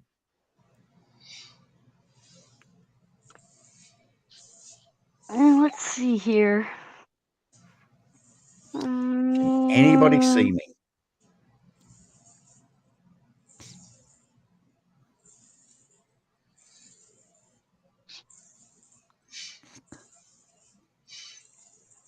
Yeah, he actually had hair back there. Are you back left corner? Negative. Oh. I'll give you a clue. This was 1996. So I was 26 years old. Just a baby, huh? Reaper's correct. I did have hair back then. Thank you, Reaper. I hate you. I hate you, but I love you. Hey, I could have said more. I only gave a slight hint. I'll be nice now. Come on. You in the middle row? I am in the middle row. Let me see what number. Definitely not top row. That was the tall bastards. I could point them out, but I'm not gonna. No, do it. Okay, go to the center, fully to the right. Go over 5. 1. Oh shit! Yeah, that really worked. That was smart. Oh, that didn't help, did it? Oh nope, shit! that just made it worse. Hang on. What have I done? Yeah. You're trying to hide yourself. That's what you're doing, smart Alec. No, here we go. Here we go. Hang on a second. You know I saw you. That. All right. Over to the right. Yes. Here's go the right. Over 5. 1, 2, 3, 4, 5. That is definitely not me. No, you're right next to her. You didn't let me finish, you booger. Oh. That one. Yep. That's me. Facial recognition for a brain. It works great every time. That's why I said I'm not pointing it out. See, he has hair. And a goofy and those cheeks give it away every damn time. Yep, that's me. So yeah, I was a special constable, a volunteer to have the shit beaten out of you. Yeah, that's me. So let's go through this. I can't remember. Went on to be a cop. Went on to be a cop. Went on to be a cop. Went on to be a cop. He definitely went on to be a cop. I remember him. This guy here. I can't remember his first name, but his surname was Christodoulou.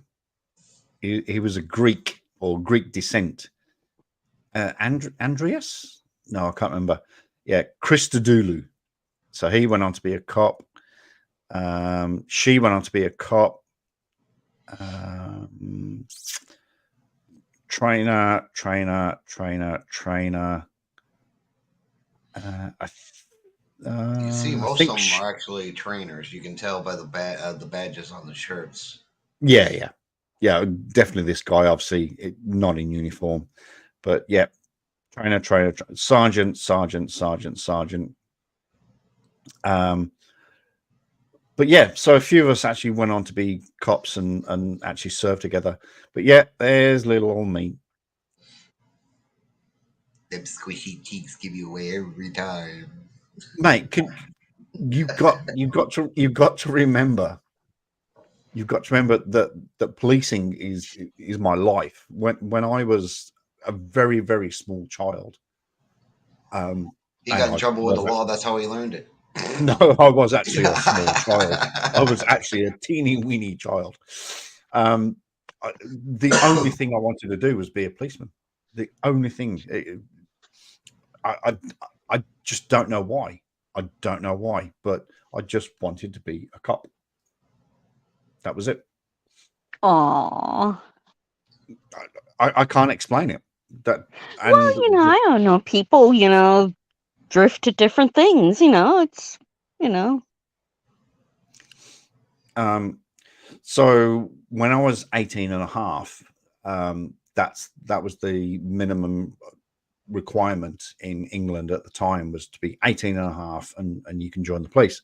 And that's when I was so that would have been 1989. I was going to say April, 88, but that was close. Yeah, 1989. And it was April. I passed my driving test on the 19th of April, 1989. I was 18 and a half then.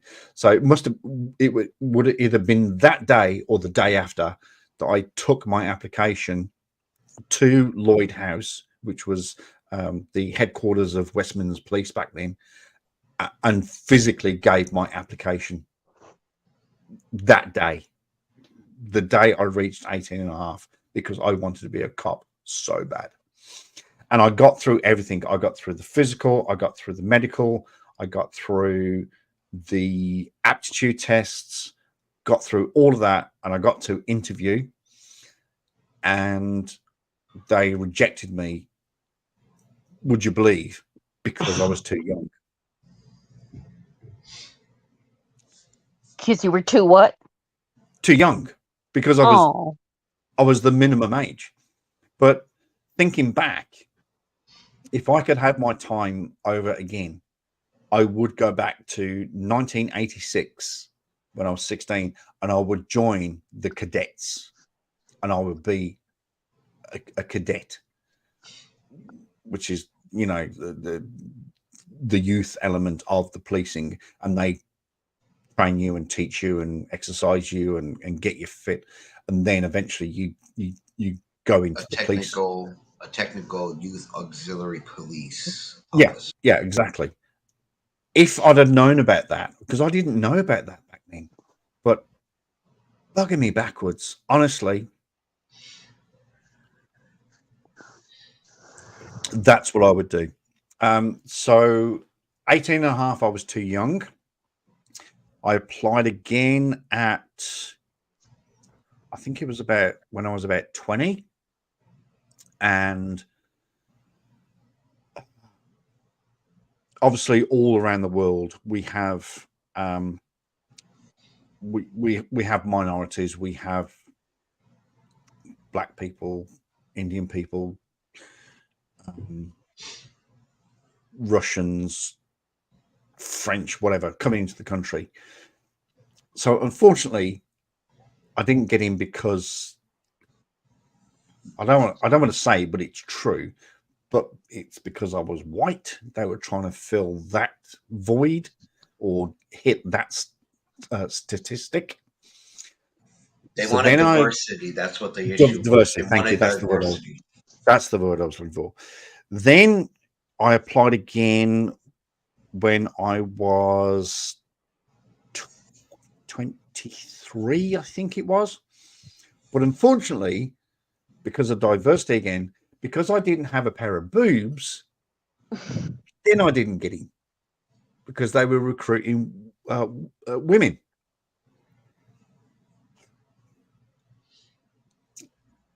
But then I applied in 97, and I you think they would have gotten the message by then? It's like, this guy really wants to be in, he wants to be a fucking cop.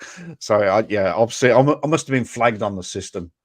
Like, this is his fourth time. Hello.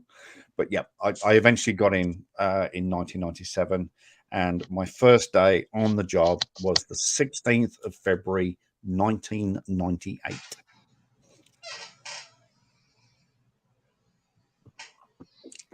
But the funny thing, well, not the funny thing, but the worst thing is, so what happened? What happened back in 1998 when you joined is you went to Peel House. Now Peel is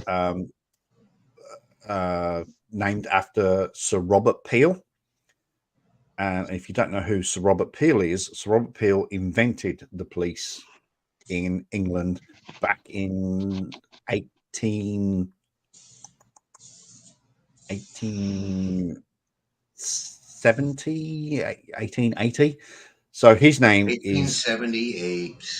Thank you. His name is Constable. Sir Robert Peel.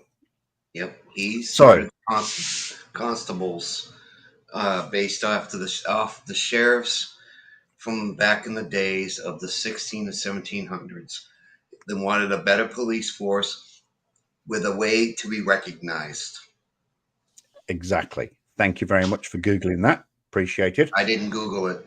I learned. I knew it. I think I actually told you this. I think. There you go.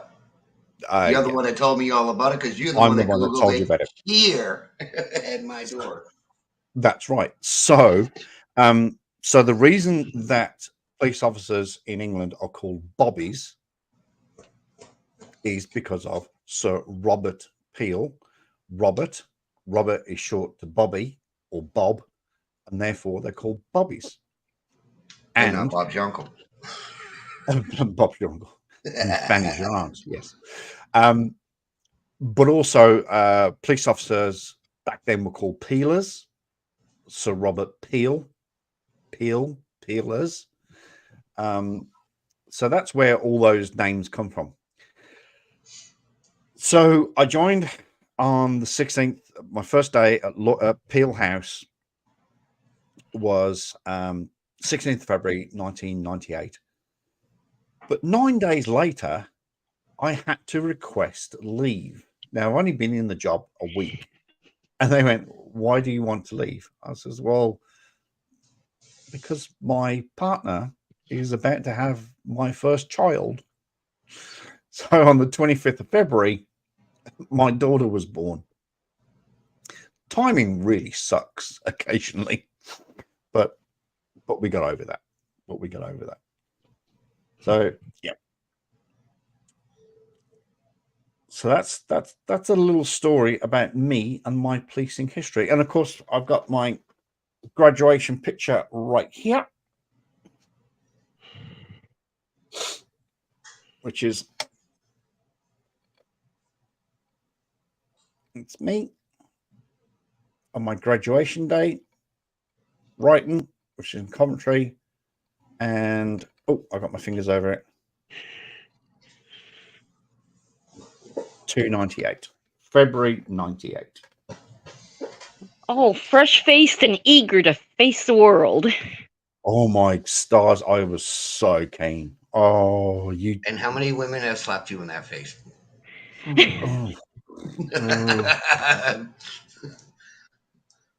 You cheeky little bugger, you.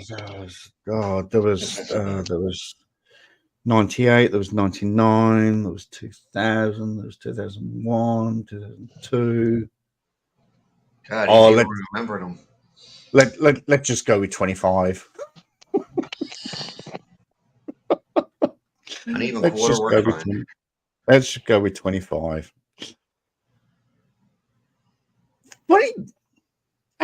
Funny you should say that. My ex Mrs. Chuck, Anne-Marie, she never actually slapped me in the face. Oh, so we can go 24. Yeah, Anne-Marie never slapped me in the face. Bummer. So, Paracord, I think you put up in the comments a wee bit earlier about my video. Now, my video, I did enjoy making this video, and I sort of want to apologize to you, but I don't have to. I know that you are very religious, and I'm not taking the piss out of religion. I'm taking the piss out of the theories and the cherry picking that this bloke does. Do you understand that? Yeah, yeah. Yeah. So it's nothing to do with religion whatsoever. It's just the fact that this guy is batshit crazy. Oh, believe me, I know there are plenty of them out there. So what we'll do, if nobody minds, is we'll play just a short segment. In fact, I know exactly which segment I want to play because my computer's going slow. Here we go. All right. Believe me, I, as much as the next person, hate when people misuse religion and the Bible for their own narrative. purposes. Yeah. Dio was zealous Bible thumper. That's what I call him. All right, let's go. I mean, I thumped my Bible, just as probably hard as they do, but they're, I'm looking at it, what can I learn? These people are like, how can I use this? Yeah, absolutely. Especially to benefit me or to hurt other people, Yep. So you've got the flat earthers that talk about Genesis 6 or 7 or something like that. There is a firmament, the waters above and the waters below. Oh, that's it. That's it. The Bible says we're a flat earth. No, it doesn't say that. It doesn't say anything like that. It doesn't say that. And let's remember that the Bible was written. I think the Bible was actually constructed from memory in about 200 AD. So the Bible was actually put together 200 years after Jesus, and sorry to use air quotes, but after Jesus died. So you've got 200 years between the Bible and Jesus. You're probably talking New Testament. The Old Testament was quite well, being used by the Jews. Okay. Gotcha. All right. Good to know, because Old Testament was written as stated by the people of that time, which would be the Jews, and most of it was written as Jesus was still around. Okay. All right. Good to know. The New Testament was brought in after his passing. Okay. Thank you. Again, good to know. I'm not as you all know, I'm not a religious person, but it's good to know. But I'm not religious. I just know. You just Googled it, basically. Actually, no, I haven't. I haven't even touched my cat. I haven't touched the computer. I just know. That's why I say I just know. But this is the bit. This is the bit I love. This is the part of the video that I should have actually put this in probably earlier, because a lot of people won't watch my videos to the end. I've got the analytics. Oh, you've had him on before, haven't you? No. I got onto this about 3 days ago. Maybe it was somebody else that was talking about him. Oh, but this bit is absolutely priceless. Oh, upon Gangnam Style. And if you put those into English, I mean, those are Korean. If you put those into English, I believe the words that we want to study are... I should have picked up on that earlier as well. I believe the words we want to study, I should have picked up on that a lot quicker. Basically, what he's saying is, I believe that what I want to believe that these words mean are. I should have. You see what I'm saying? Okay, I know. I remember somebody else went over the same material, a different YouTuber. Oh, okay. All right. Good to know. But this is this is video one of roughly about 1,000 videos about this bloke. Seriously, honestly, I know I understand religion. I get it. I appreciate it. But when you do this, it's wrong. Look, Open Gangnam Style is now Open Gangnam Style. I mean, who makes that leap? No. Who makes that leap?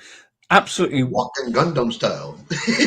He's talking music. He's not talking something like religion here at this point, man. But there is absolutely zero research. I researched the shit out of this. Open is a very, it's what, in fact, I think I remember reading one thing. It is one of the most complicated words in Korean. It seriously can be taken in 1,000 different ways. But to say open is open is 100 million% incorrect. It's got nothing to do with open. Let's carry on. Oh, no, let's go back. Open gangland style. Now, this just proves my point about the flat earthers and the sovereign citizens, is that they will just make stuff up so it suits their narrative. We're going to break down shortly exactly what Open Gangnam Style is. And now this is very interesting. The Antichrist is revealing himself through this phrase. Open means that this is the grand opening of the reign of the Antichrist. I should have. I probably need to do a second video on this. Open means open. It means a door is closed, you open it. A window is closed, you open it. You're standing next to a stranger, you open a conversation. I'm going to have to make a second video on this. Man, you better put me in for some commentary on this one because I got some shit to say about that just so far. But tell you what. Means that this is the grand opening of the reign of the Antichrist. That is, it sounds more like he's saying grand opening to a friggin' Walmart or something, for God's sakes. Yeah. Where does grand come into it? Oh, shit. I'm going to have to break this down further, eh? This is a grand opening of the new Barnes & Noble where you can find your books underwater. Come on, man. I can do some commentary for you. No problem with this one. But the word open, again, it's the narrative. If it doesn't fit his narrative, then he's not happy. The Antichrist is coming. Sorry, not Antichrist. Sorry, I'm not American. The Antichrist is coming. It's the grand opening. It's the word open. A door is closed, you open it. A window's closed, you open it. Open is, oh, God. Is what the word open is referring to. No, it's not. And that is 100% wrong. Open Gangnam Style, translated into English, is older brother Gangnam Style. Open is a very interesting word in Korean. It took me a lot of research to figure this out. But open, when said by a female, means older brother. When said by a male, it is given respect to an older person. It has nothing to do with open. Gangland refers to the reign of the Antichrist because remember, he is the lawless one as found in the Bible. Gangnam cannot be translated because Gangnam is an actual place. Gangnam is it's a district in South Seoul. Yeah, I was going to say that. It's like saying Auckland. translated is, well, you can't translate it because it's Auckland.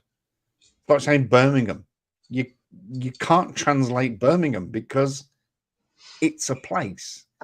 It's not a word. It is a place.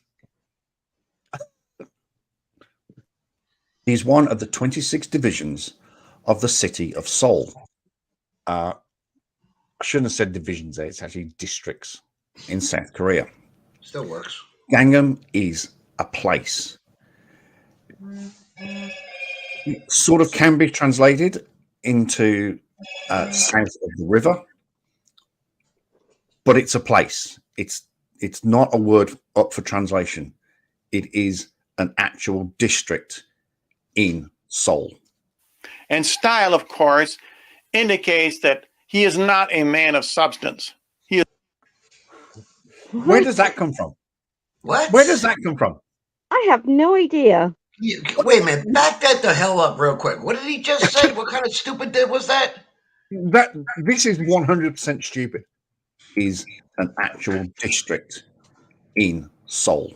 Shut up, Chuck. And style, of course, indicates that he is not a man of substance. What does he mean, of course? What? Where does that come from? What? He's definitely pulling that out of his behind. Dude's pulling that out of somewhere, but it sure the hell ain't out of his butt, man, because that'd be a substance right there. That boy pulled it out of the hair between his ears there. I'm telling you, man, somebody blew in his ear. When does style mean not a man of substance? But it gets better. Hang on. Oh, good. He is all froth and frivolity. What? Froth and frivolity. Apparently that's what style means. Froth and frivolity. Mm-hmm. So it's the grand opening of the end of times. It's in a gangland, and it's full of froth and frivolity. It sounds like a fucked up coffee shop. Facepalm warning. He's supposedly, hold on a minute. This guy's supposedly sitting there saying that the Antichrist is going to be showing up. He's going to be all frothy and frivolarized in some area called Gangland, and it's open for business. Okay, so this is going to be one fucked up damn orgy party. I think you broke that down. Area. What the hell is that? I think you broke that down very, very well. Yeah. Well, I don't really know how else to put it, to tell you the truth. I mean, it sounds like a fucked up damn museum of natural retardation here at this point. I don't know what else to call it. I really don't. I mean, what? He is not a serious human being. He is evil. And that is what open gangland style is referring to. The word style can be both a noun and a verb.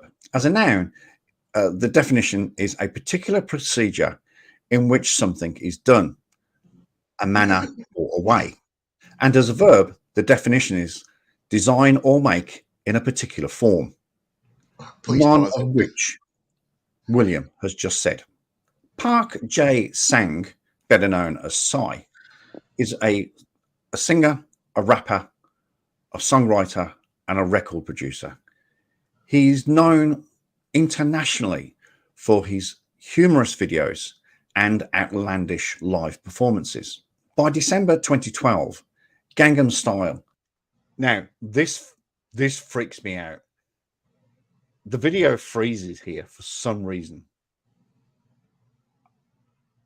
I uploaded it 3 times. I re-recorded it 3 times.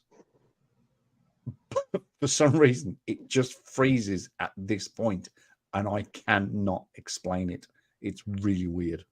I'm sorry to say, but that just got that "you are dumb" look on the, with this video. It's got that. Seriously, if you look at it, it's like you're literally saying, "Dude, you're fucked up in the head. You need help." Yeah. I should have been doing that, eh? But Believe me, I have no patience for these kind of people either. I can imagine. I know you. I've known you for close on 4 years now. Unfortunately, my first video came out September 11th, but you have been with me right from the start, and I know you. I personally know you, and I understand you. And for you to say that is absolutely huge, absolutely massive, because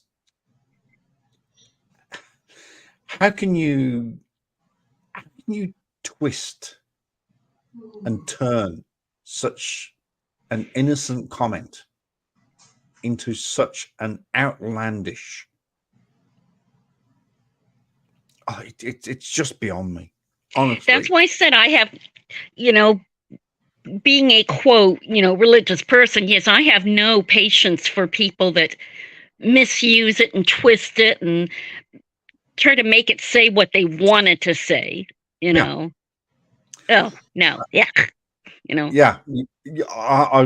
I'm 100% behind you. Or, then you got your Westboro Baptist people, it's like, they're an embarrassment.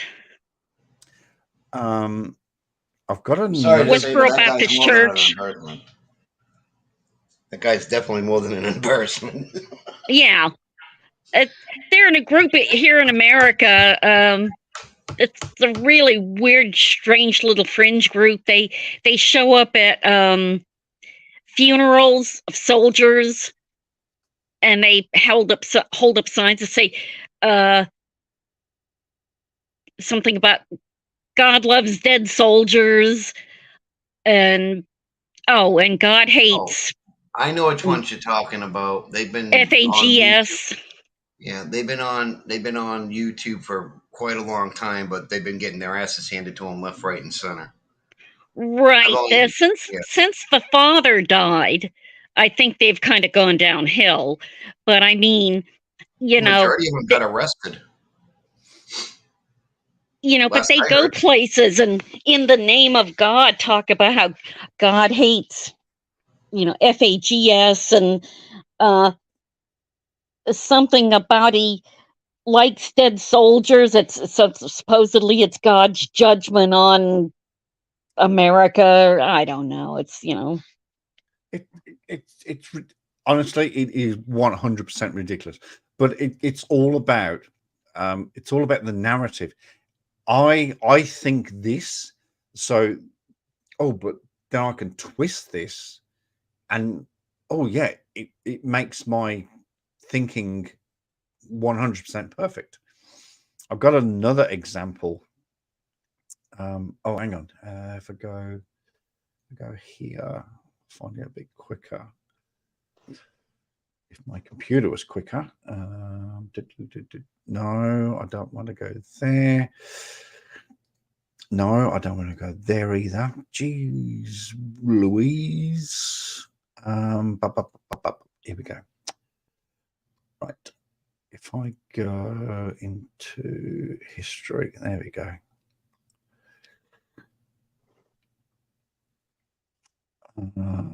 It's not that one. It's not that one. Oh, hang on. Is this that one? That's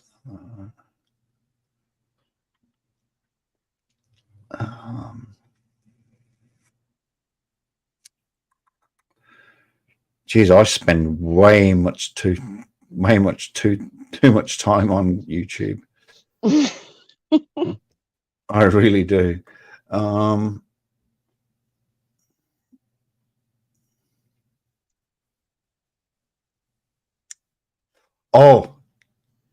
So we were talking about the flat earth earlier. My very good friend, let me bring that over here. My very good friend, Everett Anderson, brought out a new video I think yesterday, I think it was, But while I'm looking for this, let me play you the what we were talking about there, Paracord, about sort of selection. I've got a perfect example again from William Tapley. But while I find that, I'm going to get you just to watch this, and this is. I can't even describe this. I can't even describe it. We'll just watch it.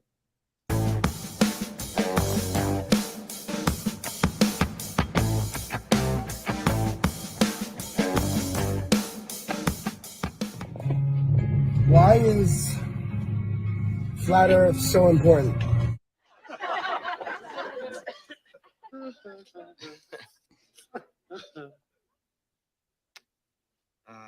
What's this thing?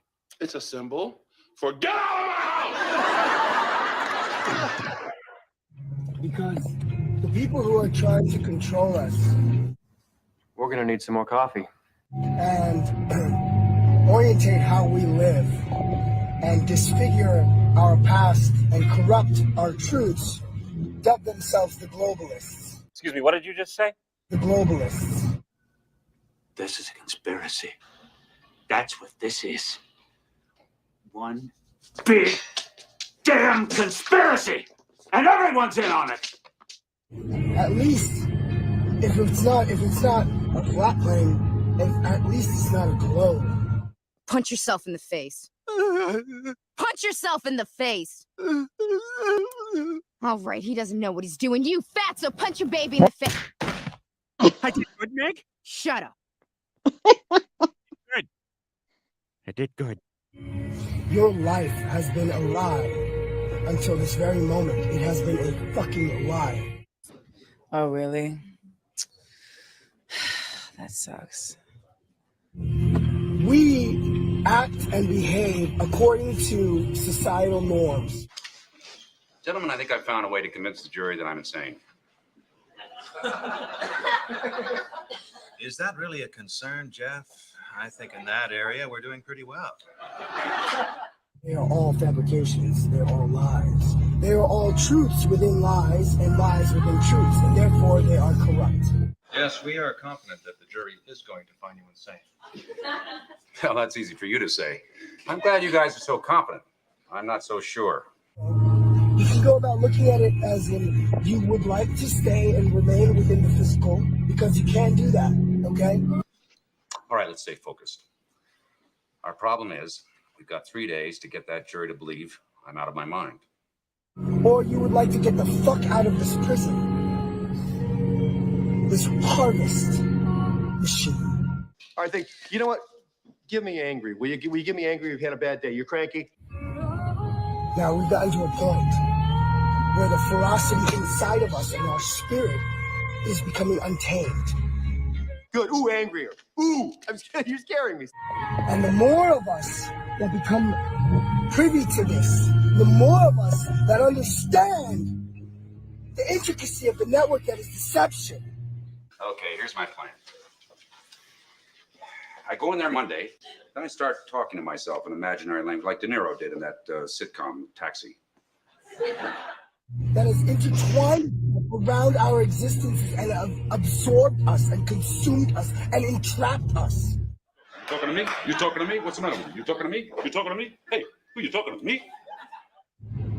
Then you need to do some serious soul searching and deconstruction of the things that you have learned, because everything you have learned has been a fucking lie. On the way back to the holding area, I let out a little bark and a yell like this. And that starts with flat Earth.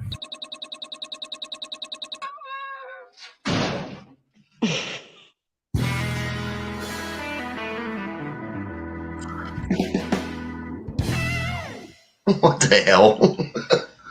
You're still muted. How good is that? Seriously. How That was kind of funny, to be honest. It is really funny.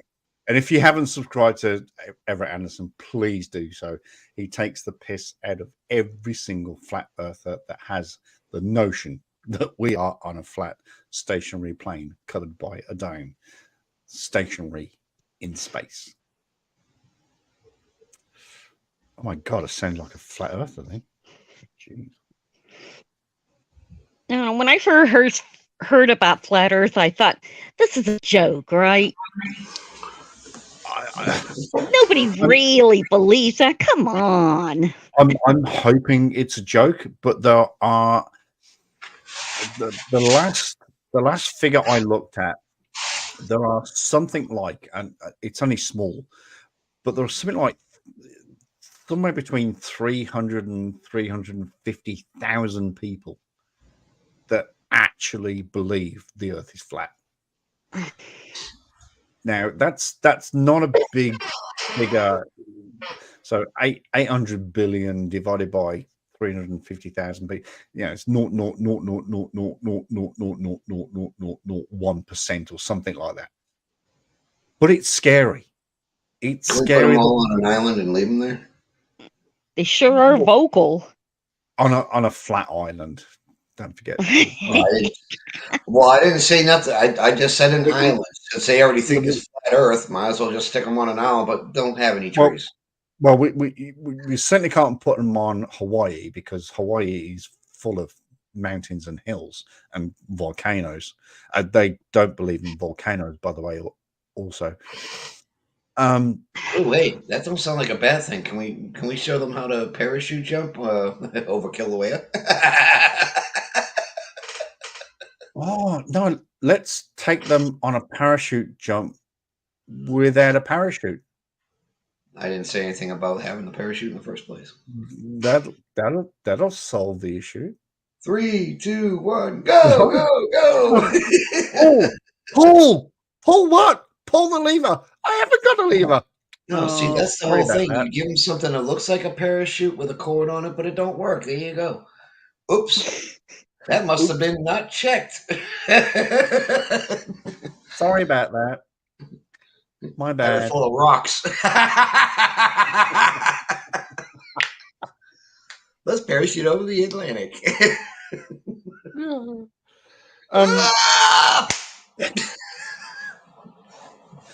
So is yeah, the Earth flat now? Oh, but where did I? What have I done with that other clip?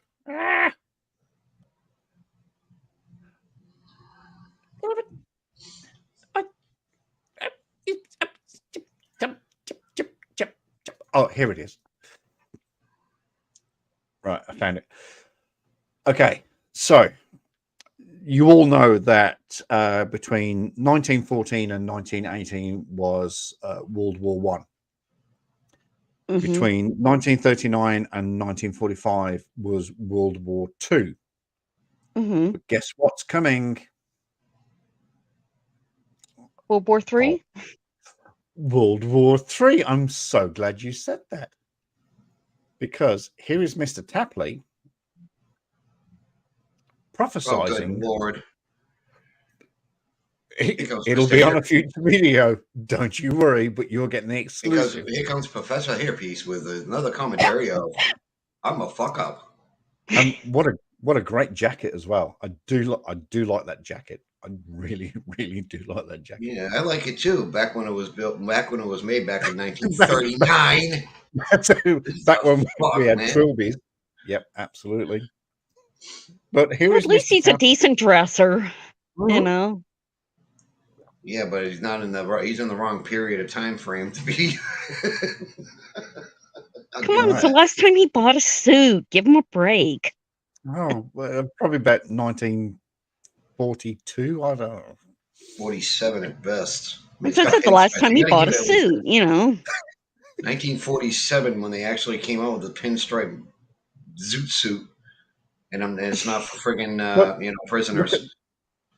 But look at the lapels as well. They're different. That's the idea, is what I'm saying. In 1947, it is a beautiful jacket. I honestly do admire the jacket. It's gotta have the tying and straight and everything, with his little ball side on the front there. Good Lord. And he's got his little microphone.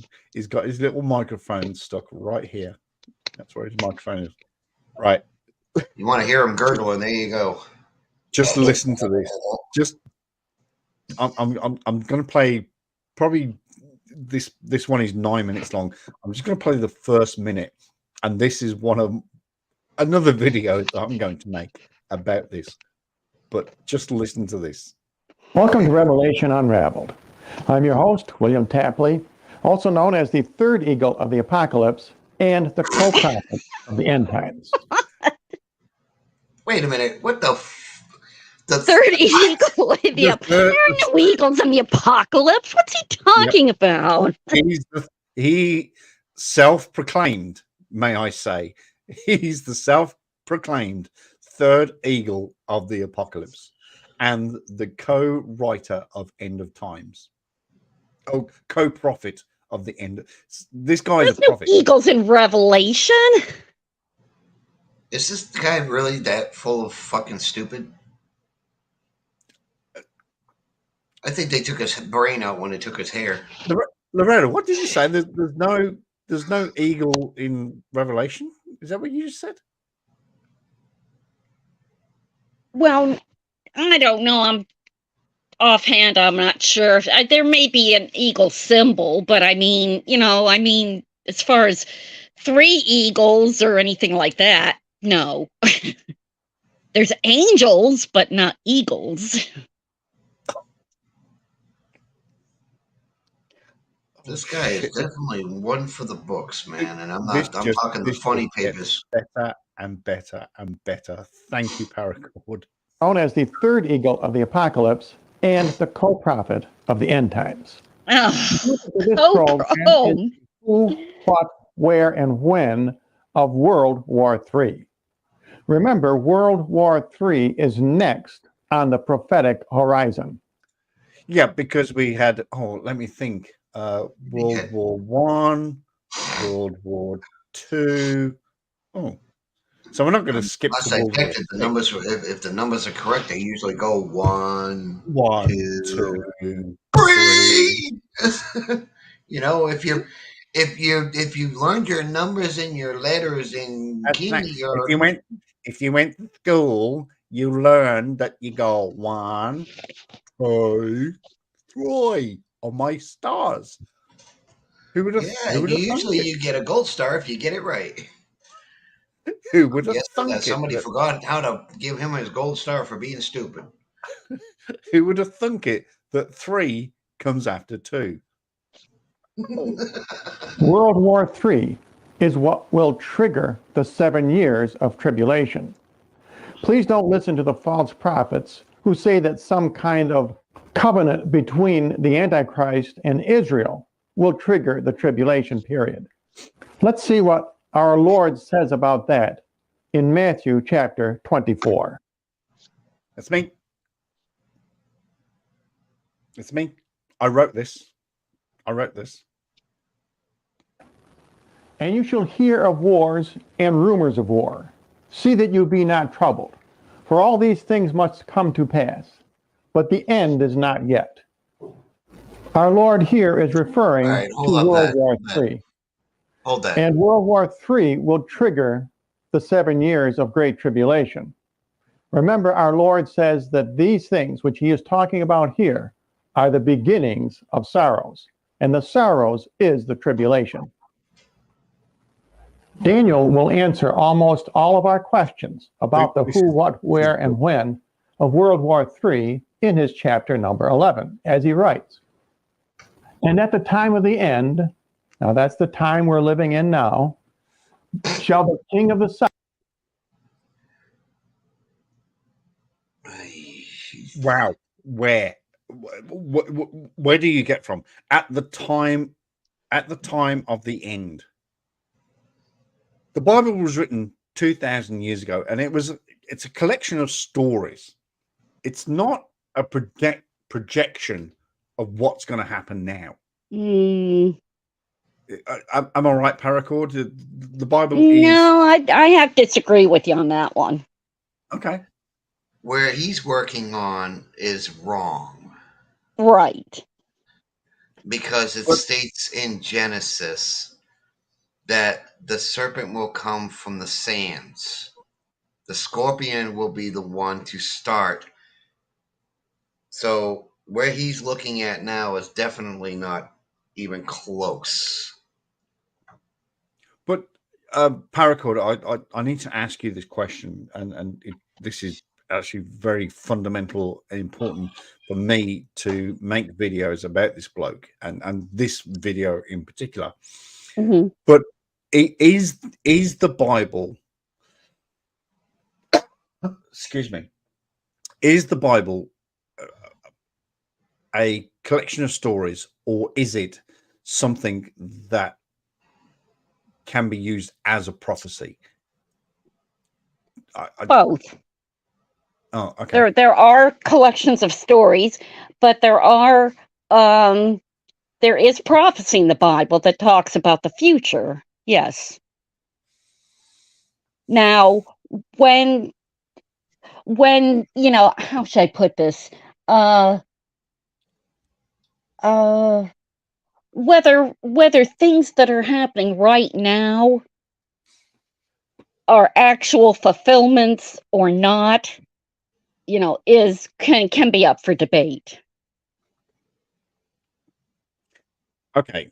Does that make it? I don't know if I'm making any sense, but yes, there are collections of stories in the Bible, but yes, there's also prophecy.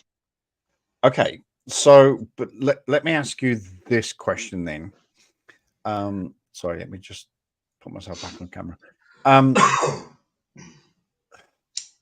Is there a time frame? For example, Daniel, I don't particularly know Daniel. I didn't even know that Daniel was a chapter in the Bible, a book. But are we talking about a time frame? 100 years, 200 years? I mean, yes, there are definite time frames listed. But can you literally from the book of Daniel, can you literally stretch it out to 2,000 years? It seems to me that what Daniel is talking, well, whatever Daniel is, again, I apologize, I don't know. Could he only be thinking about potentially just the next few years, the next maybe 100 years?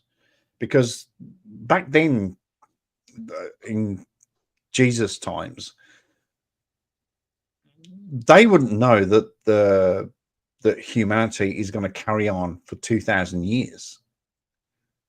So is it fair to say that he's only thinking about the next few years? No, I don't think so, because Daniel was, all of these, he was shown a lot of things. And,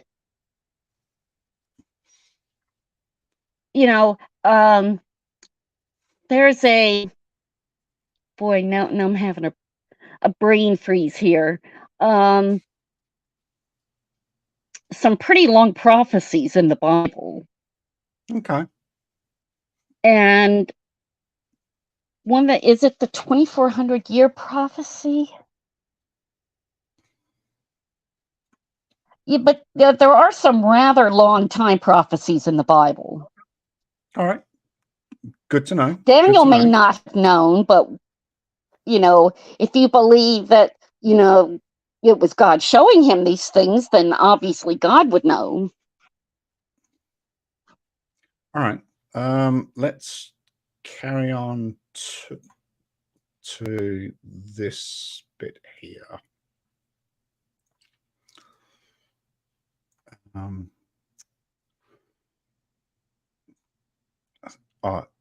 This bit.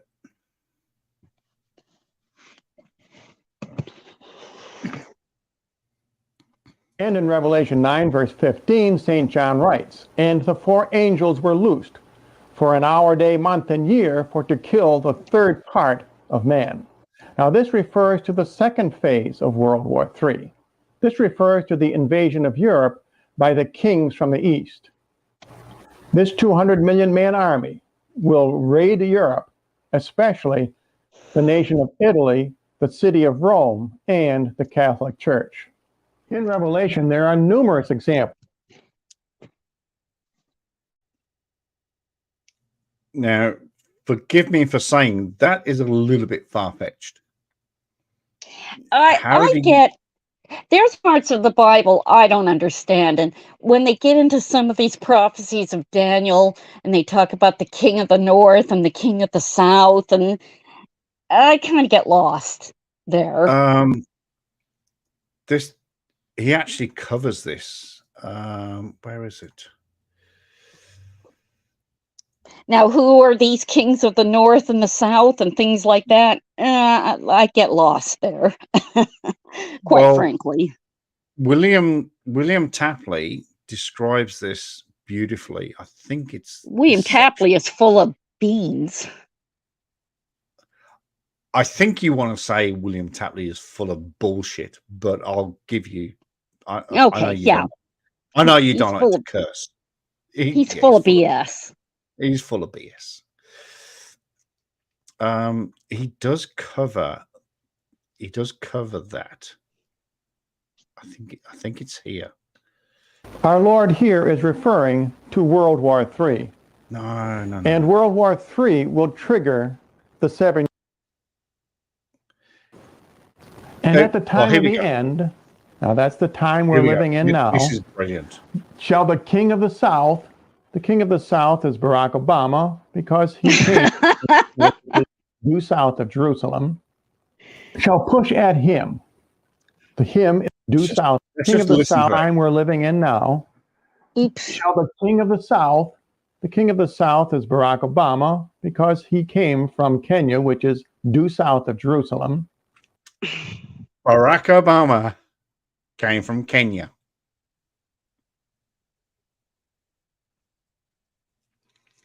You see, that's what I was saying. There are these prophecies that talk about the king of the north and the south, and then the king of the south is it's Obama, or the king of the north is Ronald Reagan. It's like, yeah, I don't know. But he's basically calling Barack Obama a slave. That's what he's basically saying. Now, to the best of my knowledge, obviously not being an American and not living in America, but being a human being, is that you have had probably five or six fantastic presidents. Reagan was, in my personal opinion, Reagan was a great president. Jimmy Carter was a good president. Obama was a fantastic president. Then you go back to people like Lincoln and Washington and things like that. But to say that the king of the South, Barack Obama, is basically a slave.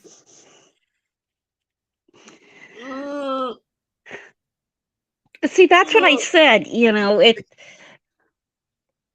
It gets so mixed up at that point, and I'm certainly mixed up at that point, and I certainly couldn't tell you who the king of the north and south is, but I'm pretty sure it was not Barack Obama. But also, when he says the king of the south is Barack Obama, but Barack Obama is at the time of this making of this video, which was 14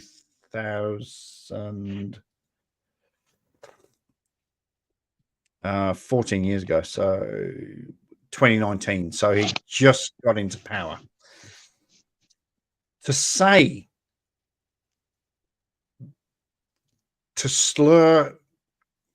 Barack Obama as the king of the South when he is actually the leader of the North, that also confuses me. But wait for the king of the north. Wait for this bit. Shall push at him. The him is the king of the north, who is the premier of Russia, and Moscow is due north of Jerusalem. And the king of the north, that is the premier of Russia, shall come against him, that is the president of the United States, like a whirlwind. Now, the whirlwind indicates air power, both planes and missiles. No, a whirlwind is, how can I describe this? A whirlwind is a whirlwind. It's got nothing to do with missiles and air power. What the fuck? Oh, my stars. It's a weather event.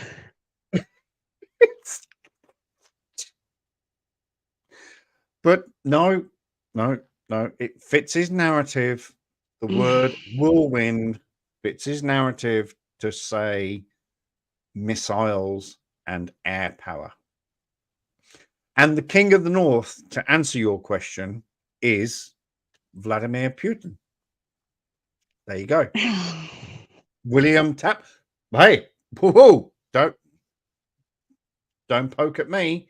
William Tapley has told you that the king of the north is Vladimir Putin. Did he say that, or is he going to say it? No, he said it. Oh, I didn't catch that part. Shall push at him. The him is the king of the north, who is the premier of Russia, and Moscow is due north of Jerusalem. Okay. Oh, fair play. He did say the premier of. So this was 2014. No, Putin was in. Putin was there 10 years ago. That's it. And the king of the north of that is the premier of Russia, shall enter into America and England, and shall overflow and pass through. In the book of Revelation, St. John also talks about World War III, which he describes as between the whore of Babylon. This is classic. The 10 horns. Wait till you hear this one. Which represents England and America, and the scarlet beast she rides, which represents international communism. Let's look at.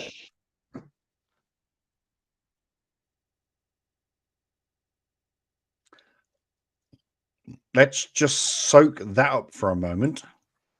International. I don't want to. I don't want to lose brain cells. No. I'm sorry. We are going to soak this up for a moment. International communism. Let's just breathe that in for a moment. And then let's get on to the 10 horns. Chapter number 17. And the 10 horns on the beast shall hate the harlot. The 10 horns represent all the leaders of the world. Do they? Do they? Do they really?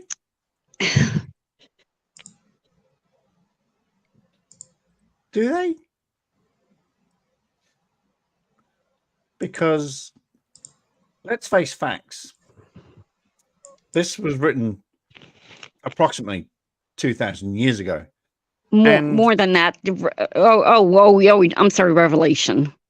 Yeah. Yeah, Revelation. When was that written? Had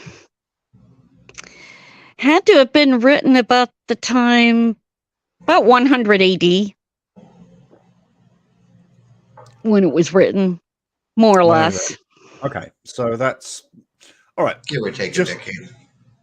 I was going to say, let's just say, for argument's sake, 2,000 years. Okay. Give or take 87 years. Sure. Okay, I'll go with that. Go with that? Okay. How the fudge is something written 2,000 years ago where some countries haven't even been discovered?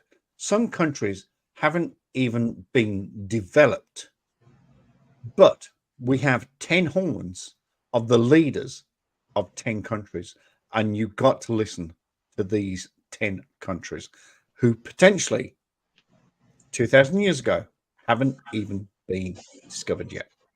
And as we know, most of the world does hate America. Well,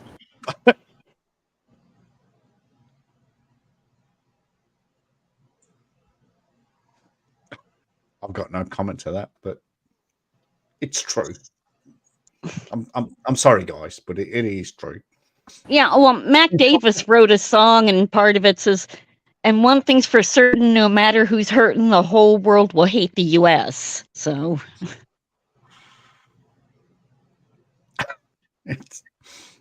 I know it's horrible and it's hurtful. And oh, bless you. And I'm sorry. I lived in America for October, November, December, January, February, March, April, 6 months. I lived in America for 6 months. So, you're kind of part of my blood now. But that comment was just horrendous. But he does, I'm pretty sure he does say who the 10 horns are. Just her desolate and naked, and shall burn her flesh. Certainly, a nuclear war would cause the burning of people's flesh. Well, yes, of course, and that's been proven by several nuclear tests that have happened in the Pacific. I thought he... And shall burn her with fire. This is one more description in the Bible about World War III. Really?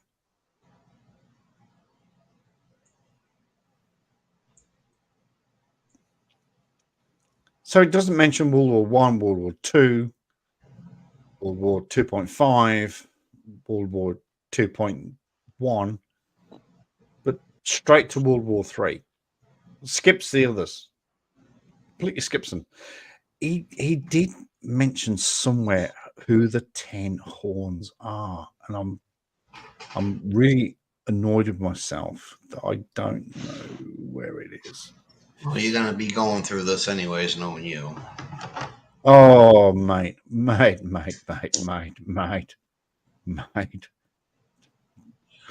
Trust me.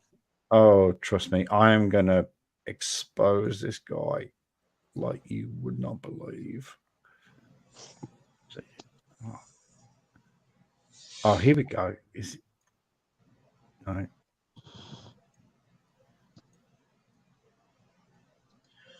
This guy sounds like a friggin' first prize winner for the retard awards. Oh, top left.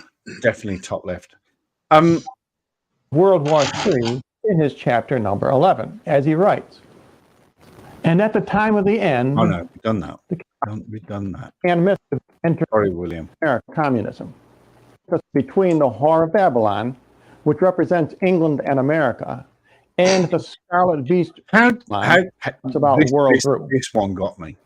In the book of Revelation, St. John also talks about World War III, which he describes as between the Whore of Babylon, which represents England and America, and the Scarlet Beast she rides, which represents international communism. Okay. That is my absolute point here. So this was written, give or take, 87 years, but this was written 2,000 years ago. Mm-hmm. England probably was established in some form or other, but if my history doesn't escape me, America was only founded in 1742. No, that was Australia. Sorry. 1670s was when the U.S. Christopher Columbus on the... Yeah. Yep. Yeah, Australia but it can go was as far back as the 1500s as well. all right. 1500s. All right. So before it was called America. Let's capture that and hold on to that, and let's go back and listen again. So this is a Bible or a book of stories that was written 2,000 years ago. Let's just hold on to 1750. 1500s. Between the Whore of Babylon, which represents England and America. Now, back in that time, it was called Britannia. And America was not discovered. Nope.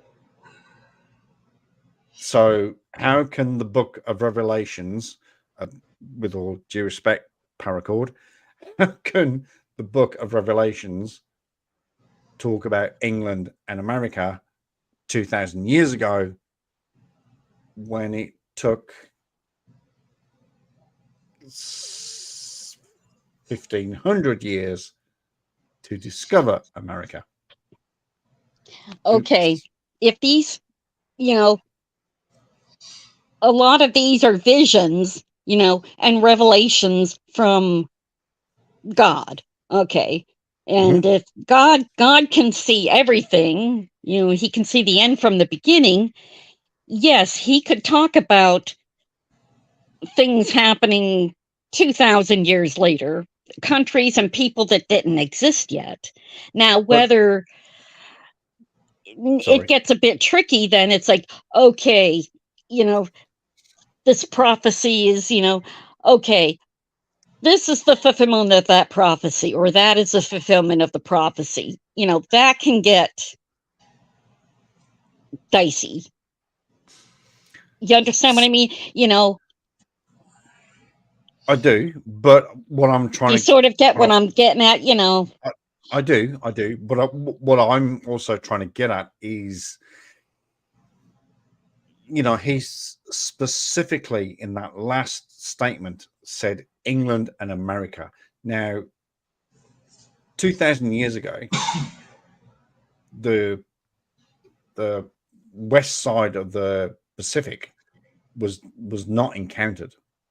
So how does Revelation 17 and or should I say, let me rephrase that, how does William's interpretation of Revelation 17 call it America when it hasn't even been discovered and hasn't been named?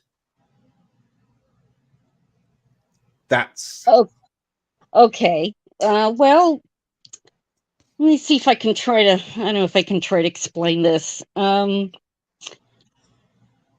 like I was saying, there's John. He's being given, revelations, visions, prophecies. Speaking to the end times, or speaking to at least the later times. Okay, now, whether, the scarlet covered beast is communism or not, that's hard to say. That's open to interpretation.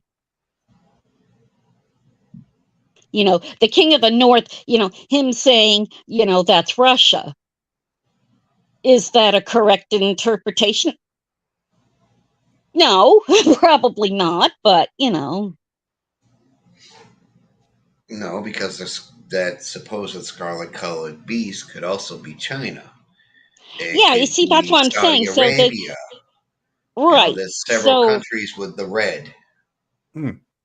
So it could be anybody. It doesn't matter how they're putting it together, the way he's prophesizing it and stating it to be certain areas, even if they haven't been discovered. And these are supposed prophecies that are being said to this person. They don't ring true because it could be anybody. I mean, hell, we could be talking about the fucking Empire here, okay? We can go Star Wars with this bad boy. I think what I'm trying to say is that how can a book written 2,000 years ago, give or take 87 years. Mm-hmm. How can that use, according to Mr. Tapley, that's what I'm referring to as well. I'm referring to this guy. How can he use the word England and America? Because they haven't been invented yet. And I do have I have a memory of where the word America comes from. The word America. Well, you're talking in this case, he's saying, okay, here are these prophecies. And he's saying, I know what these prophecies mean. And he's saying, these prophecies are talking about the premier of Russia and communist China. And, that's his interpretation. Is that correct? Yeah. Yeah. Who know? That's up to interpretation. That's up to, yeah, whether you believe what he's saying or not. Individual interpretation, yes. I mean, Right. I could say something completely different. I could say that let's read this: the 10 horns and the beast and the harlot. No, that's the wrong one, isn't it? We need the north. You could say the whore Babylon is Paris Hilton. Yeah, I could say at the time it's of the the Kardashians. end, We know it's the Kardashians. Look out! Oh yeah, it's one of the Kardashians. That's right. Is that a correct interpretation? Who knows? At the time of the end, king of the South. Now, the king of the South technically could be Anthony Albanese, who is the premier, is the prime minister of Australia. So, but he's not a king. So the king would be King Charles. So at the end of time, the king of the South, which is King Charles, shall push at him. And the king of the North, now, funny enough, the king of the North is also King Charles. Oh, shit. My theory has just completely fallen apart because I've got King Charles being both of them. King against King. The thing about this whole setup is the time frames and where this is coming from. Now, in this point of what I'm seeing here, there were kings, but they were all part of the Israeli alliance. There was many kings. And talking about the one of the south, the one of the north, the one of the east, and the west would point out the main areas of Sodom and Gomorrah, places of that nature out there in that time frame. The time of basically, barbarian rule and things of that nature. Those are the time frames that would match better to that because they really didn't know much about many of the people from other countries because most of them weren't even really there. And the idea of a king would be the peoples that were ruling over those nations back in those times. So it would fall more into the category of what he's saying of Babylonian times, which basically hence the word of the Bible. So do we go back to Genghis Khan? Because Genghis Khan at some point controlled, I think it was a good portion of China. Three-fifths of the world that we knew of then. Actually, if we really wanted to go back, we can go back as far as Julius Caesar, for Christ's sakes, with the majority of what he's ruled. And he ruled a lot of the area when it came down to that nation. That's actually better. I mean, I use Genghis Khan because of like the killing factor. But if you want to go back to the controlling factor. Sorry, I'm just doing something here. The controlling factor. Yeah, Julius Caesar was probably one of the greatest controllers of He controlled everything all the way to Egypt and all that. He was the one. He was also the one. Let's not forget that developed England as we know it, because the Romans did a lot in a lot of areas. That's the difference. I mean, they showed a lot with medicines and everything of that nature. Oh, agriculture, nature, plumbing. There is a great Monty Python sketch, and I think I can actually play that. What did the Romans ever do for us?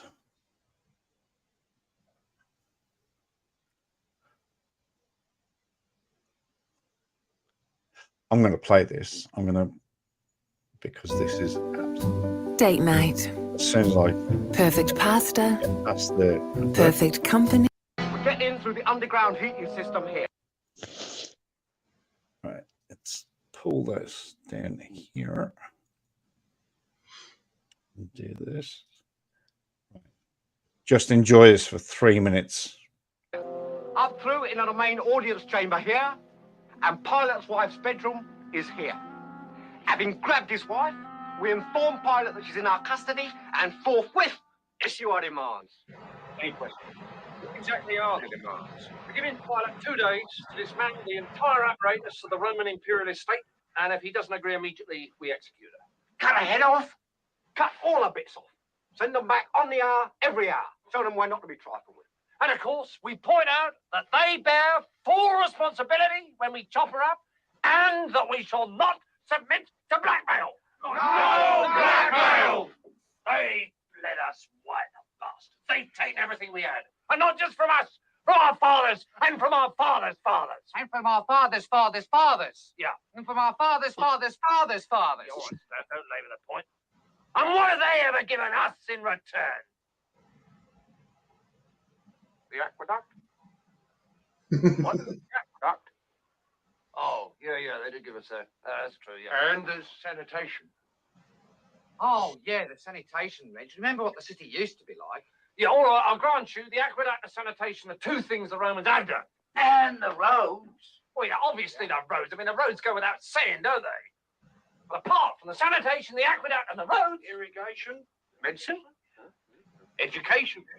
Yeah, all right, fair enough. And the wine. Yeah, that's something we've really missed, Reg, if the Romans left. Public baths. And it's safe to walk in the streets at night now, Reg. Yeah, they certainly know how to keep order. Let's face it, the only ones who could in a place like this. All right, but apart from the sanitation, the medicine, education, wine, public order, irrigation, roads, a fresh water system, and public health, what have the Romans ever done for us? Oh, peace! Shut up!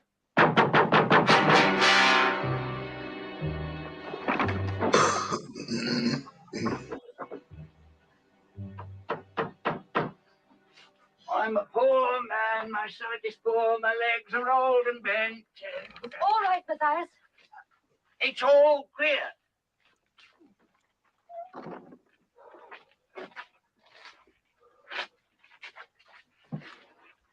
Well, where's Reg?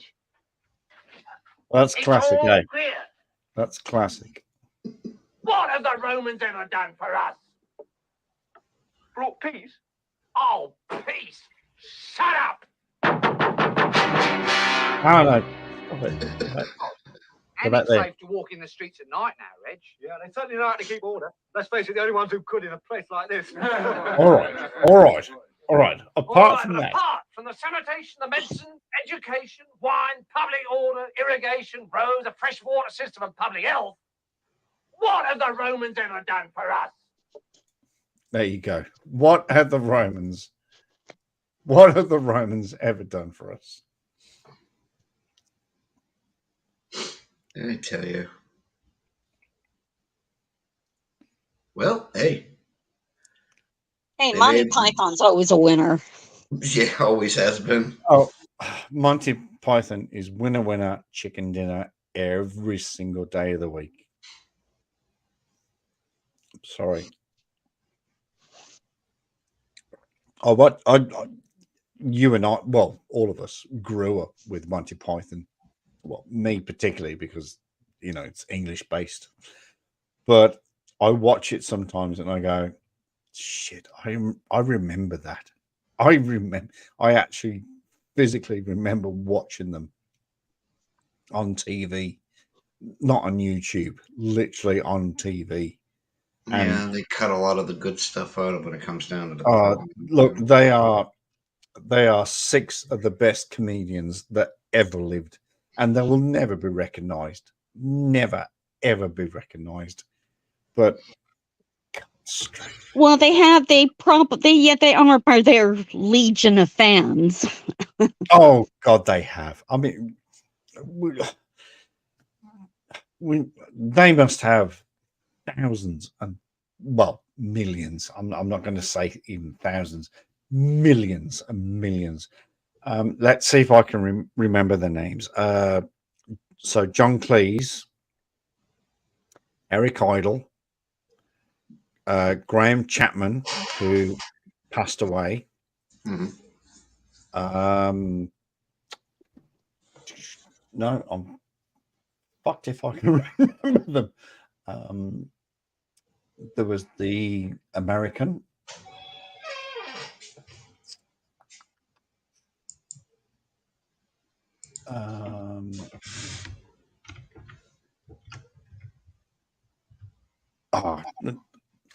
Isn't it sad? I can't remember their names, but It's like trying to name the 7 dwarves. It's 6 of the best British comedians, apart from the fucking Yank. And I say that with love, don't you? You all do know that when I say Yank, it's done with love. Liar. Not a problem. I fucking lived there for 6 months. I think I am entitled to say Yank. Michael Palin. Michael Palin. Cleese. Thank you. Yeah. Terry Gilliam. Eric Idle. Oh yeah, Terry Gilliam. Yeah. I always say that name wrong. Gilliam. Yeah. Yeah, I always say it wrong. Sorry. Thank you for Googling. Saves me doing it. Yeah, I did it. But 6 of the best comedy actors of the they actually started in the late 60s, and nobody knew this.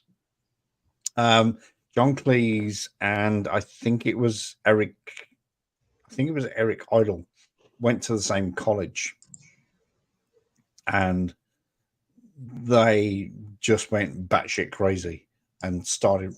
No, it wasn't. It was John Cleese and Graham Chapman. They went to the same college, and they just clicked, and they went batshit crazy bat t-shirt crazy, and just wrote sketches, and they wrote comedy sketches for the university or the college they were in, and it just developed from there. And Michael Palin jumped in, and others, and it just went. Well, come on, we use the help I'm being oppressed all the time with the Sovsits. And help I'm being oppressed. Now we see the violence inherent in the system. That's right. But see, Monty Python could cover. If I watched everything about Monty Python, the sketches, the films, I reckon I could get enough material to cover enough videos for fucking about 10 years, I reckon. But at least you could use a lot of it for commentary about for the next 10 years. Oh, but look, and it's the same with Everett Anderson, that video that we just watched. where he gets all that information from, where he gets all those memes from, I do not know. And I'm in constant contact with Everett.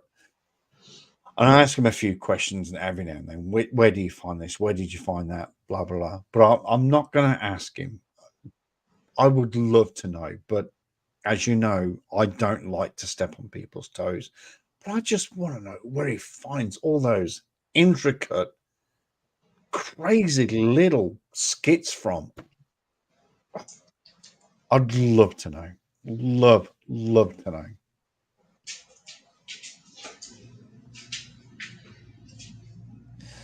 All right. What else have I got? I don't think I've got anything else. Fun. Is Hope going live? I'm not sure. I don't think so. Well, she mentioned earlier that she was going to. I didn't see anything on here stating it.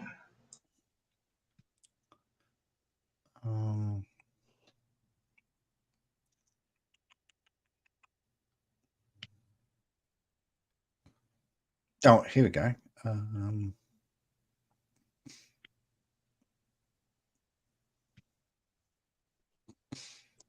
Well, I want to go refill my drink, so if you're here when I come back, fine. If you want to leave, that's up to you two. So yeah, no, we're just shooting the shit. So yeah, you go to you.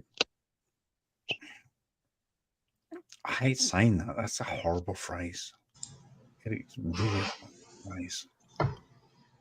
She might go live tomorrow. Who knows? Let's see. No, Not sure. Saw it. Oh, here we go.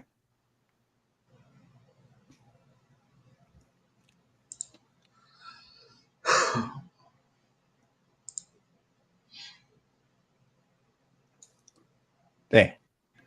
All right. We'll be live in a little while.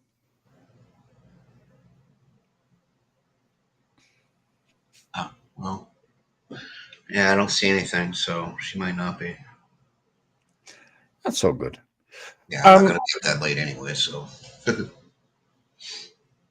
Sorry, you're not going to what?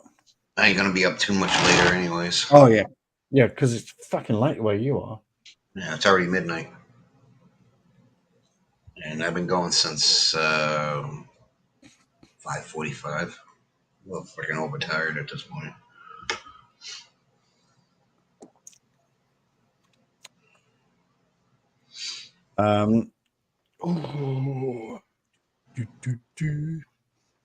Shall we watch one more funny before we do that? Let's. Give us some Three Stooges here. Let's hope to do that. Oh, Three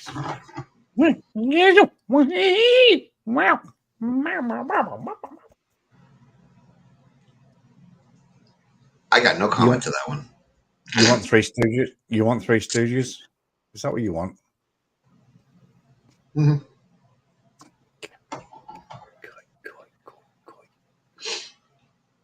Why not? They were funny. Hurley, Merle, and what? Mo, Larry, and Curly. Mo, Larry, and Curly. Yeah, or you could go with Little Joe or Shemp too, because it was basically 5 in technical. No. Oh, really? Yeah, because you got to count in Little Joe and Shemp. Oh, when Curly passed, they brought in Shemp. They brought in Shemp when Curly actually ended up with a stroke, and he was working on recovering, but it didn't work out too much, so they had Shemp there. Then Shemp got sick, and then they ended up bringing in Little Joe. Oh, I've got a color video here. Ooh.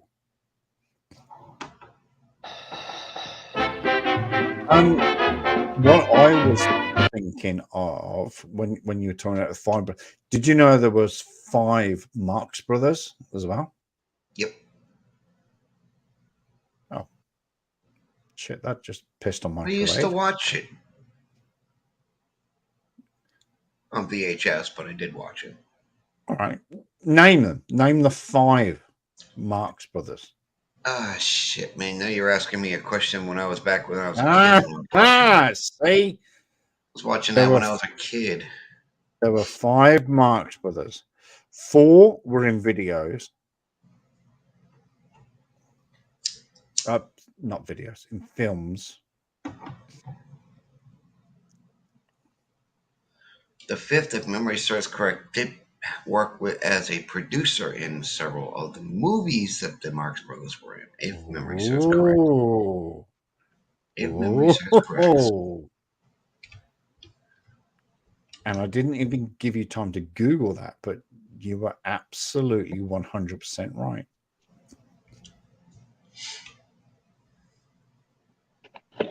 Okay, I'm back.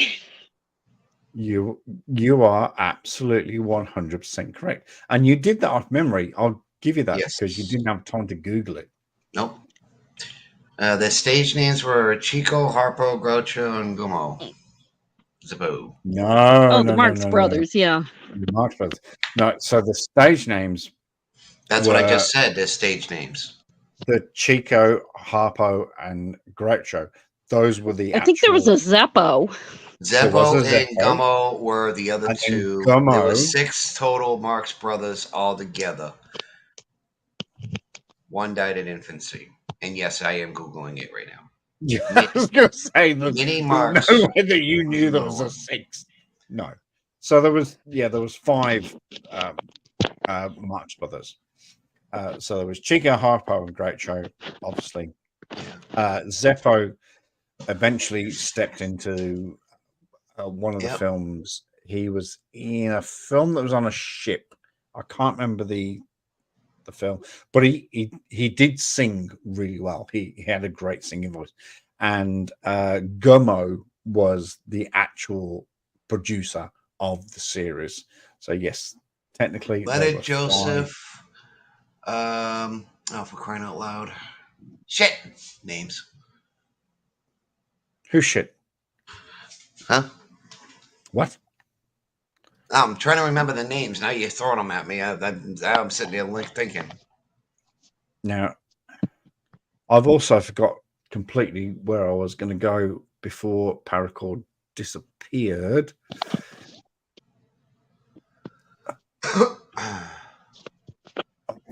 No. Hey, everybody. Hello. No, I can't show you that video because that's a work in progress.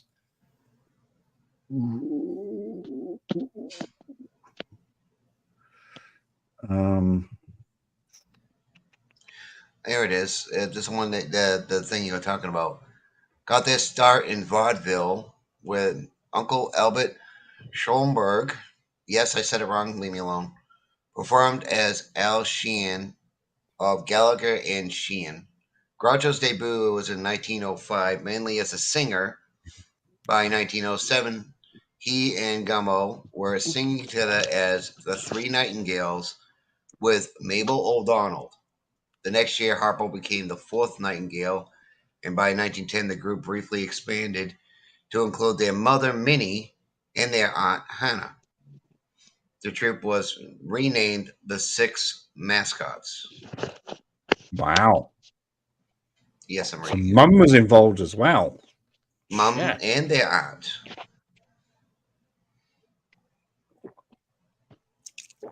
Wow. I've researched the Marx Brothers, but I never knew about that. That is so interesting. Yep. They did quite a few things in Texas, San Antonio area, Ada, Oklahoma. Yeah, I knew they were prevalent in Texas. I knew that. But wowza. Right. Let's find one more funny thing, and then we will close this down.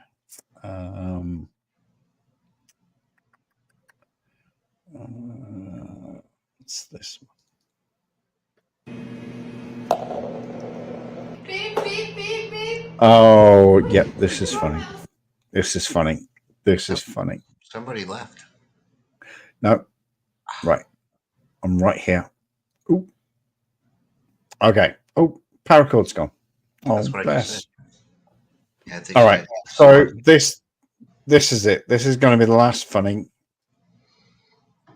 I hope you enjoy this.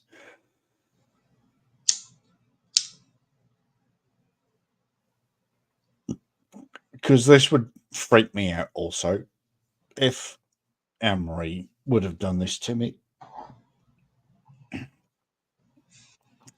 So we're going to watch this and then we are going to say goodbye.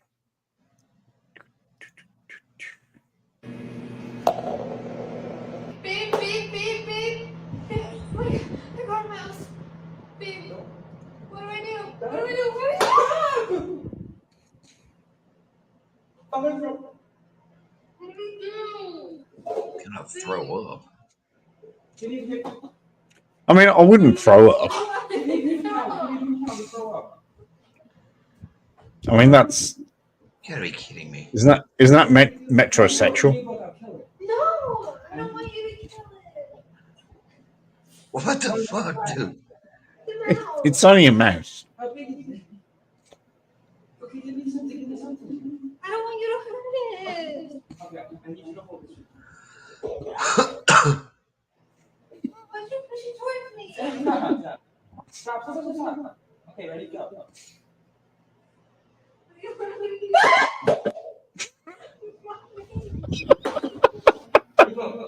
kidding me. Oh my god, give me a break. Dude. Go.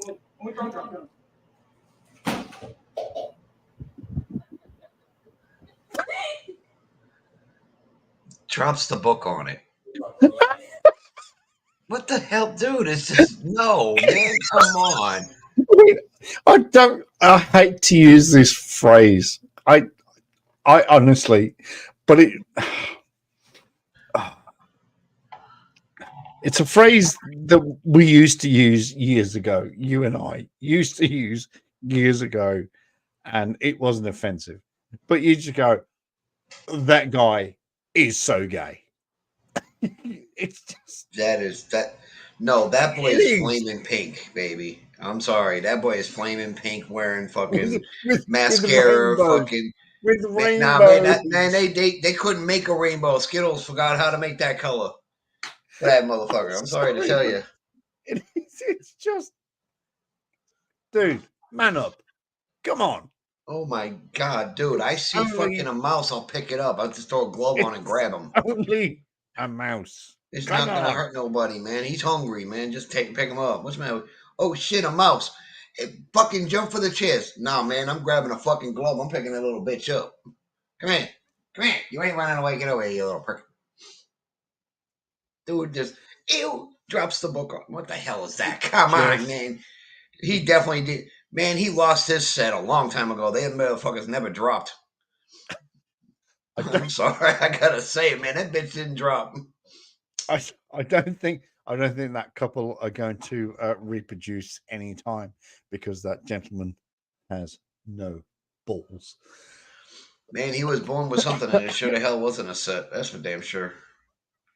I don't care. I gotta say it. I'm sorry, man. That's just seeing that, man. It's like, dude, really?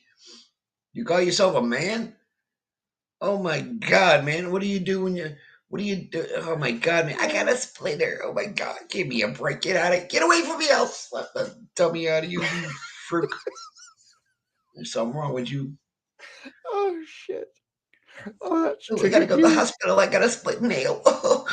No, man, you need help. There's something wrong with you, homeboy. Oh, geez. Oh my lord. That's triggered you. I could see him. I could definitely see him at a firing range. I'm sorry. That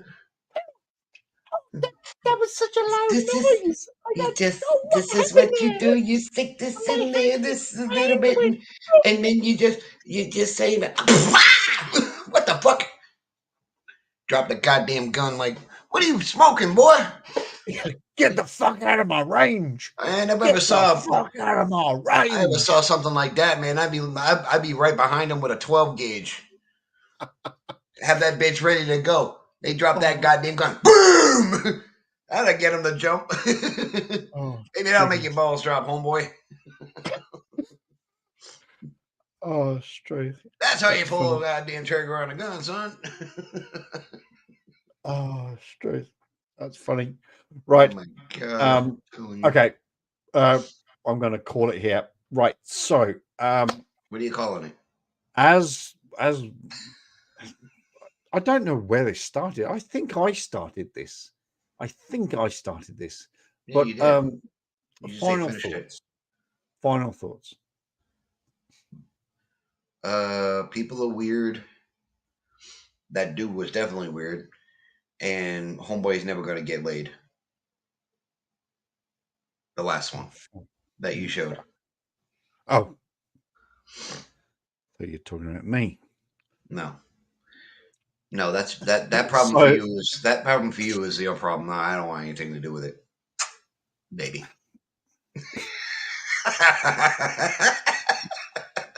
We getting none tonight, honey. Don't go there. So my final thoughts, if I can get the Reaper out of my head. My final thoughts are, please, if you watch this video back, which nobody in this entire universe is going to watch this video as far as it's doing, I'm going to have to edit it. But my final thoughts are, please be kind to each other. Please love each other. Please, I don't know, please donate just $1, $2. Please. I can't beg you enough. Well, I can beg you enough, but just a buck or $2. It doesn't matter. But if you can't do it, then share it. Share it with your family. Share it with your friends. We've got multiple platforms these days. So just do it. Just share it around. Someone eventually will go, oh shit, do you know what? I'm going to donate to that canine for warriors. I had great fun today. Oh, shit, we're only supposed to be going for an hour. We are 3.5 hours in. Oh no, I'm going past his bedtime. Way past my bedtime. It shows. And just love each other. As Virgo said, and we did in that video, just love each other, for fuck's sake. It's not hard. It's not complicated. Just reach out. Reach out and love. Or to put it in easier terms, quit the hate. It's not going anywhere. Try actually showing some compassion for one another instead of the stupidity that's going on. All it's doing is just ripping yourself down. If you really feel that much hate, look in the mirror. There was a quote that I did see on my on my phone actually that came up. It says that if you feel that negative about somebody or you have that much pain in yourself, why hate? Be loved. If you really need to love somebody, look in the mirror. That one needs it more than ever. Wow. That's what I got I got that for a quote on my phone. Oddly enough. Can you email that to me and send it to me? Sadly, I got it there and I didn't even chance to save it. Sadly, but I remembered it. All right. Can just you remember the video? No, you just rewind the video and you'll hear it. Well, I'm gonna have to delete this video, but no, why are you deleting it for? No, I'm not gonna delete it. I'm gonna edit it. I'm just gonna take out all the shit and after. Keep that. All right. That is awesome. Thank you so much. Right. Thank you, everybody. Thank you to all three people that are here, which is you, me, and I don't know, the poltergeist. Well, Thank you so there's much. got to be a Thank you for ghost watching the around here Finest somewhere. Crew. I will talk to you on the flip side. Everyone, please take care. I love you, and you've got to remember, be kind to each other. Oh, that's good. Now you got something else to write down.